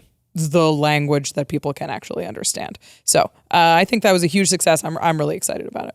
I'm going to go with sort of new player, the strategy to sort of recruit new players, Marvel thing aside. I think they did a really good job this year with both Bloomburrow and Foundations. Yep. I think their strategy surrounding both of those products was really, really good.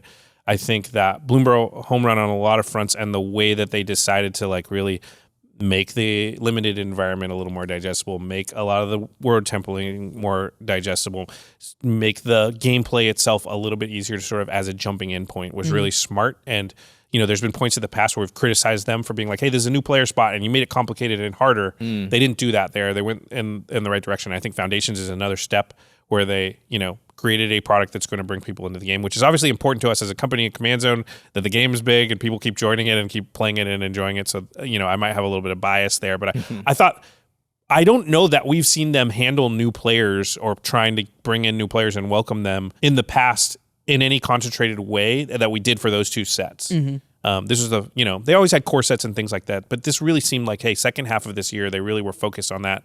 And I think, to pretty good effect. So I would commend them for design and also strategy and everything else surrounding those two sets. And I really do think a lot of new people came into the game and noticed the game during that portion. And hopefully we'll be able to keep some of those people, get them to actually try the game and fall in love with it like we have, because I think it can bring a lot of joy to people's lives. So it's always nice when I know they've had problems for years just figuring out how to get new people to try the game. So it's nice for them to sort of have at least cracked part of that code. Yeah. See you with the MagicCon. Yeah. I don't know if MagicCon's exactly right for new players, but actually it probably cool. is. Yeah. Because, there's places to learn to play. Wow, look at this is a big thing. And Magic players are by and large, like very awesome, welcoming, teach you how to play, loan you a deck. So maybe it is a great place for new players too. All right, let's look forward to 2025. We have an idea of the release schedule that's going to come out. Aether Drift into Tarkir, Dragonstorm, Final Fantasy, Edge of Eternities, which the space opera is set. like Space spacey, Spider-Man, and then there's a Mystery Universes Beyond set in the final quarter of the year. Who knows? I mean, we are like all movies and TV shows. And sci-fi. Except for Dragonstorm. It's like Tarkir, Because it's Fast and Furious, then Tarkir, like then Death Final Race Fantasy, which is a video game and movie. Yeah. Edge of Eternities, which is like space opera, opera, sci-fi. Yeah. Spider-Man, which is a literal movie. Like, And then a final Universes Beyond set. And I think that sort of leaves us to our final discussion, which is about Universes Beyond. Yeah. We were very, very positive about Universes Beyond when it came to like Lord of the Rings. It was our favorite set of the year. It was very high. This was the first year that it felt like Universes Beyond had a little bit of drag on it for us personally. And I think it had a lot to do with this release schedule being so packed with non-magic looking things, in addition to this past MTG. year had a lot of non-magic looking things. it is the accumulation that sort of like gets you to a certain point. We should say at MagicCon Las Vegas this year in October, Wizards announced that Universes Beyond sets would be half of all major releases in 2025, and that they would be standard legal. Yeah, the draftable ones, not like the one-off, If they're only pre-con decks, they won't be standard legal. Or obviously. like SpongeBob, they announced that's just going to be a small, it's not like SpongeBob cards are going in. It's more like Final Fantasy. But if there's a play is booster standard for set. it, it'll be standard legal, which none of the Universes Beyond stuff had been standard legal before that, But right? that'll be Final Fantasy and Spider-Man will now be, you'll be seeing those cards in standard. And this was met with a pretty critical reception from the community. In general, there's been, obviously some positivity, but in general, I'd say a negative bent towards the commentary about this revelation that like, hey, Universes Beyond is going to be standard legal and there's going to be a lot. It's half of all the stuff, I think, is a pretty easy way to put it. For a lot of players, the most exciting part about Magic is the original IP, the universe that's been created, the worlds that are being made. My most anticipated set of this next year is Tarkir, Dragonstorm. The rest of them I'm excited about to some degree, but nowhere near as much as I can't wait to go back to Tarkir. I just like that area. I like that it's magic and it's nothing else. It's just magic. Yeah. We talked about Foundations. Rachel had a really good point that like maybe Foundations, if you release it in 2018, wouldn't even be that exciting because it would feel like everything else. But the novelty now is that, hey, this just feels like regular Magic. Yeah. So it felt so good and cozy because of everything that's around it. Yeah, and like you look at this release schedule and there's so many of these that are just not for me, where it's like, Spider-Man's all right, but I have never really invested in Spider-Man. Final Fantasy I've never played. I know nothing about anything other than his name is Cloud and he's got a big sword. Yep. And like I assume there will be many clouds and a couple of swords. And There'll definitely be swords. so the fact that there's And dragons. Bahamut. and then there's this third unreleased Universes Beyond set, which also could just not be for me. I don't know. We don't know anything about that. So it's like there's so many sets that are coming out next year that I'm just like, I don't know how to engage with that set. It's funny because I think that the same about this year. Duskmorn and MKM were not for me either. Yeah. So it's a great question, which is like, what is Magic becoming and do we like it? what has Magic become? We're kind of already there. We're at full Fortnitification of Magic. That's what it feels like, is like the fact that sort of this feels a little dramatic, but I was going to say the fact that nothing feels sacred, like Standard is not sacred to Universes Beyond, I think is the I'll tell you what is sacred. Dollar bills. It's interesting because the Standard announcement, Yeah. it didn't matter to me at all because I don't play Standard. Doesn't and impact me. Yeah. I don't know, but a lot of people took that. I think they're taking that as a signpost or an indication about the direction we're headed. But to me, the direction was never in doubt. Yeah, No. This is not surprising in any way, and it might be that we have a general knowledge a little bit earlier than people. I don't know that I had clocked exactly that it was going to be half, but like. have so much. It's not that surprising, but if you consider that like we are at like twice the amount of sets that used to come out, if it's half, then we're still getting the normal amount we used to get. Yeah. And Universes Beyond is just kind of on top of that. I think this is exacerbated a lot by the fact that they've chosen this particular moment to just do all sets based on movies, like we talked about before. Yeah, just the regular IP is like so tainted by other media. I don't know that this was the right time to also have Magic IP go in the direction of pop culture stuff. It probably would feel a lot better if we stayed in fantasy for Magic IP and went Universes Beyond so that there's still something. Yeah. What if we still had Phyrexia invading this year instead of it being and the we're just hookier still on stuff? our planes that we know and we're revisiting and we're, the new planes are just still basically a fantasy setting. You can do your Theroses and your Avishkars and whatnot, but like there's still generally fantasy worlds where we are. But when you do like cars and spaceships, and video camcorders and stuff like it, it feels like that's actually closer to Universes Beyond than it is to Magic. And so I think that, is a little bit tough. And I think that's why we're sort of feeling what we're feeling. Yeah. It feels like something that we were talking about a little bit before this, but it just feels like Magic has gotten less sincere, where it's like we've gone from Magic being like dragons and angels and knights and like this very clear fantasy trope to a lot of tongue-in-cheek kind of jokes where it's like, what happens if we put all of those sincere characters in a goofy world and suddenly like everything feels a little bit less honest and real than it has for years, and then that combined with the amount of Universes Beyond coming in just feels like none of this is what I signed up for. Magic is certainly not the same Magic it was in terms of the settings and what it looks like. In terms of how the gameplay and all that stuff goes, it's still very much Magic. Yeah, of course. I've always held that Magic is turning into a specific rule set for how things work, and then you plug and play whatever you want into that thing, that framework. Right. It's a platform more than a game. Exactly. It's Legos. It's Legos. It's Xbox. It's not. It's not Fallout. So at this point, there's no going back. No. Universes Beyond taking over half the slate means that we are just full on Magic as a rule set, and whatever universes are going to make the most money or be the most attractive or be the most whatever, there's something that has to get addressed is going to be what we're going to see in the cards. And keep in mind that this was planned. These sets that are coming out this year were in the works 2 years ago. And same with next year. 2 years is sort of the lead up. So this has been the path for a while, and it doesn't feel like it's agile enough given the size of the system to move quickly based on what players are expressing. So we're going to be in for it for a little bit until the players really express themselves one way or the other, and then with the changes that we'll see from it probably will take at least a year to really get into place. So I think like for me, I'm just strapping in for the long ride and just like my car in Ether Drift, I'm hoping to make it to the finish line and still love what's happening. The comparison to Legos is, I think, really interesting because if you really like building with Legos, you're like, I really like what it feels like to sit down and put pieces together and do that. And you can do the Lord of the Rings one if you like it, but you probably aren't going to get these other ones. And you don't need those because you're not competing. You don't You know ever what I have mean? to come in contact with them. Right. There's no world where those crossover. There probably are Lego assembly competitions, but yeah. And they have to deal with all of those individual pieces. Like I suppose that is the case, but like that is not the primary way that they use Legos, and it seems like that is kind of where we're going. Where it's like if you want to build If you want to build Bloomborough Legos, then you can build your Bloomborough Legos, and that's going to be all their own little world, and you have all the pieces to do that. Mm-hmm. That might be another reason we didn't touch on why people were sort of upset about the standard thing. It forces me, if I'm playing standard, to interact with this aspect of the game.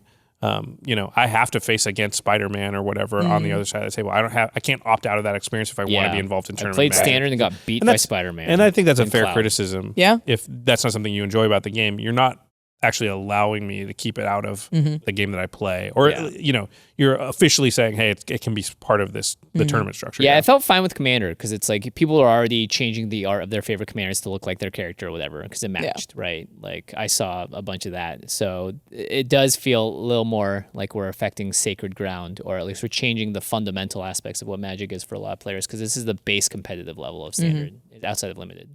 Right. And they're pushing standard with foundations. They're like, come play standard with us. We're in control of that. Yeah, we have because you can play Spider-Man now, because now you can play Spider-Man. I think they're really just hyper-focused on bringing in new players and caring less about the older and franchise players. Maybe they think that the new influx of players will provide a larger growth opportunity than losing the people that are going to be so offset by this that they quit the game. And a lot of people are already so invested that they may not quit it at all. Yeah, that's what their probably calculation is that, how many are going to actually leave based on this? For me, I'm...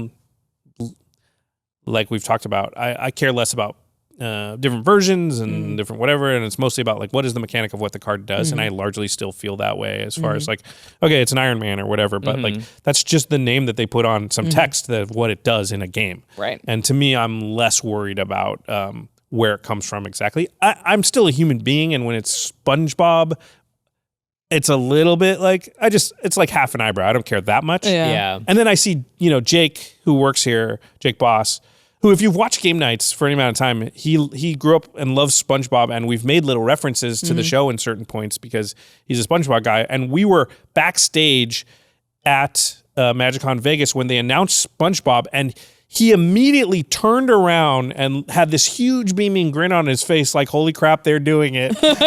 And I looked right at him because as soon as they said SpongeBob, my brain went, where's Jake? Yeah. Just because those things are tied together in my head. And so that's a lot of joy brought to a person. I can only imagine there are other people in the world like Jake. Totally. Yeah, so we're very happy how about much that. is that amount of joy to Jake?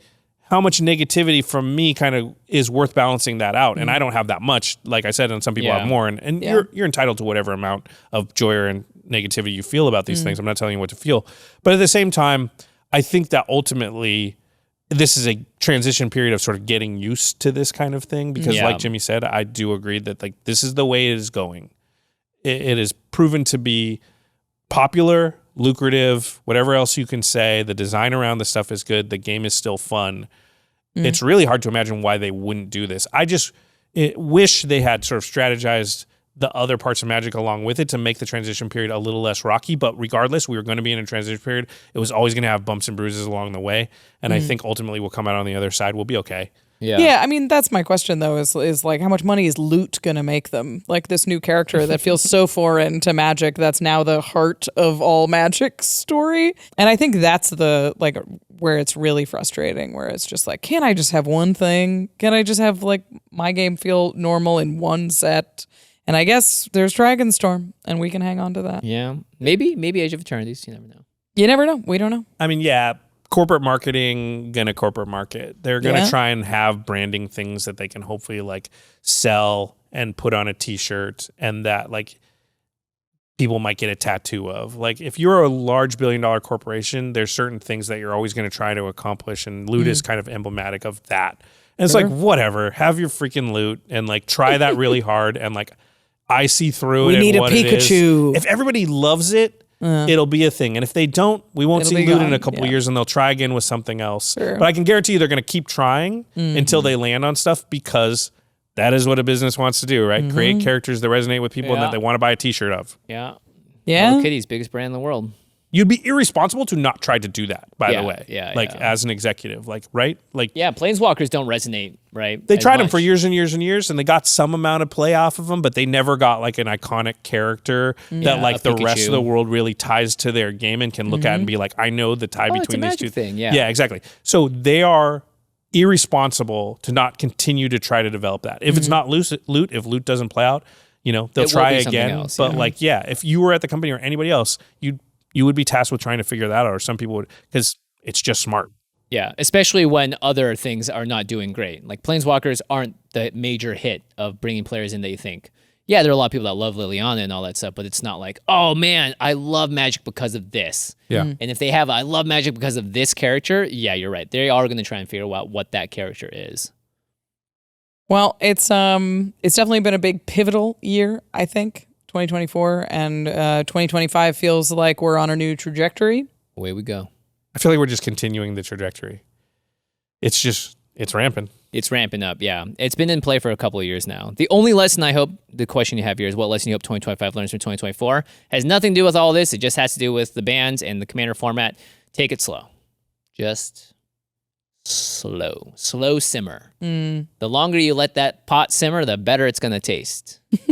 Don't just be... Commander is a meat. Commander's a meat. It's like pulled pork. Like pulled pork. I like me some pulled pork, so I like this analogy. Yeah. Let that thing slow cook. All right. Rachel, do you have any lessons that you hope 2025 learns from 2024? Yeah, I mean, I am curious to see about the future of Commander. It's, I think they've learned what they're going to learn, and we'll see how it goes. I don't know. I hope that, like, I like the jokiness of Magic. I like when Magic is funny, but I wish that we had a little bit of just good-spirited, like, nothing feels, like, there's been a lot of sarcasm, it feels like, from the cards, and I would love a pivot away from that as the dominant tone of Magic. And like Bloomburrow felt very honest, and so does Foundations. Feels very just like it is what it is, and this is the world. But the fact that we had like Thunder Junction and Murders at Karlov Manor, and we're going into Aether Drift, and we're going to have this Edge of Eternities, which we don't know about, but presumably Maybe some cheeky it things looks in the there. same. I wish that not everything was a reference, and some things were just Magic cards. I think that's a really good point. We touched on this in the sets when we talked about the sets and how, if you look back at old Magic, you look at like the first couple of sets, it is very earnest and sincere, and there's not like a lot of references and jokes. It's just like a Drudge Skeletons, a Shivan Dragon. They aren't references to anything. There's no jokey thing on it. Yeah. It's just unabashedly is what it is.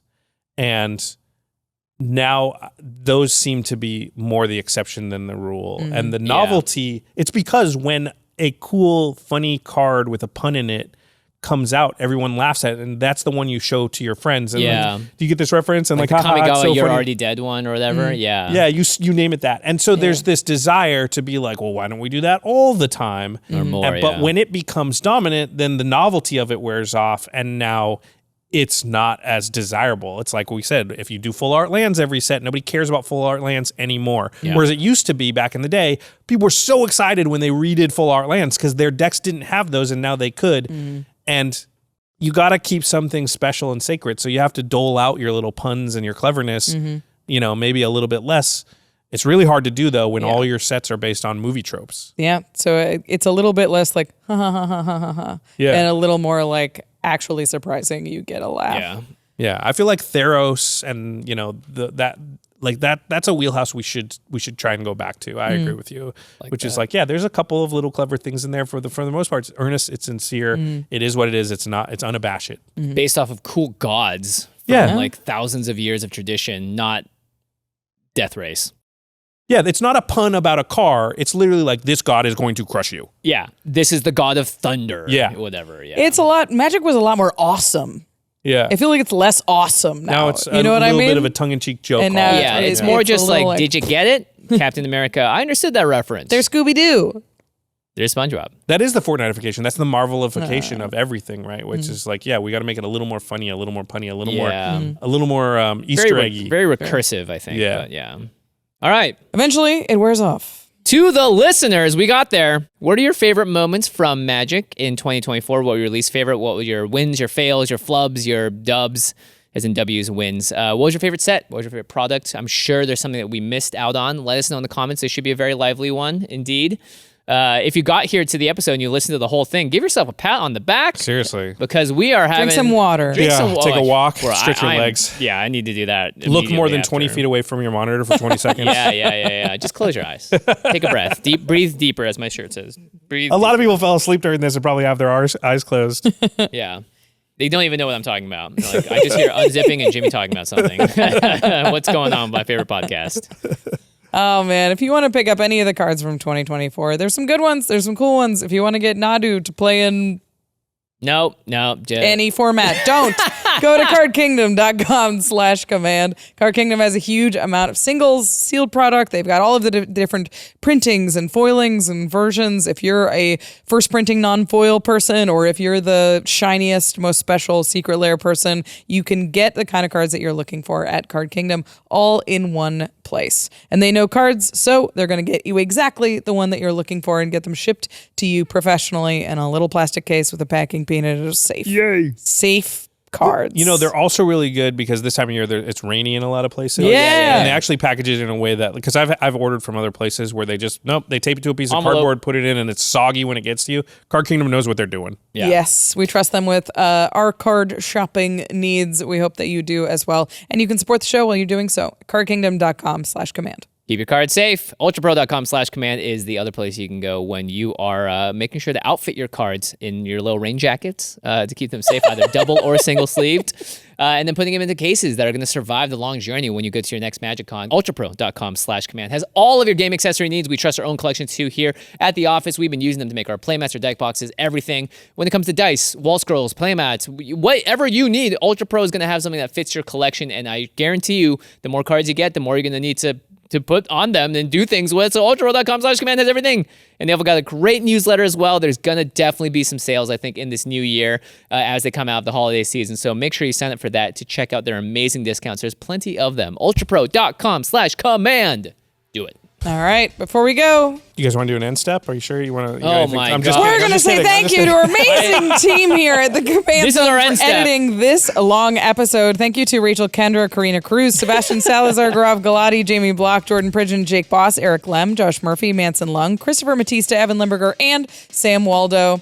Thanks to all of you for watching this year. We hope you had a great holiday and Happy New our Year. team has worked really hard on our content. They always do, but for a full year, let's give them some love in the comments. We'd love to hear some love for our team. They worked their butts off. They're amazing. A lot of the stuff that you probably attribute to us is actually them. They had to edit this episode too. A lot of the funny things we say, yeah, that's Jamie or Jordan, Automated. or Jake or somebody. Written. Yeah, exactly. By someone else. AI, not. Bye, everybody. See ya. Happy New Year. Peace. Peace.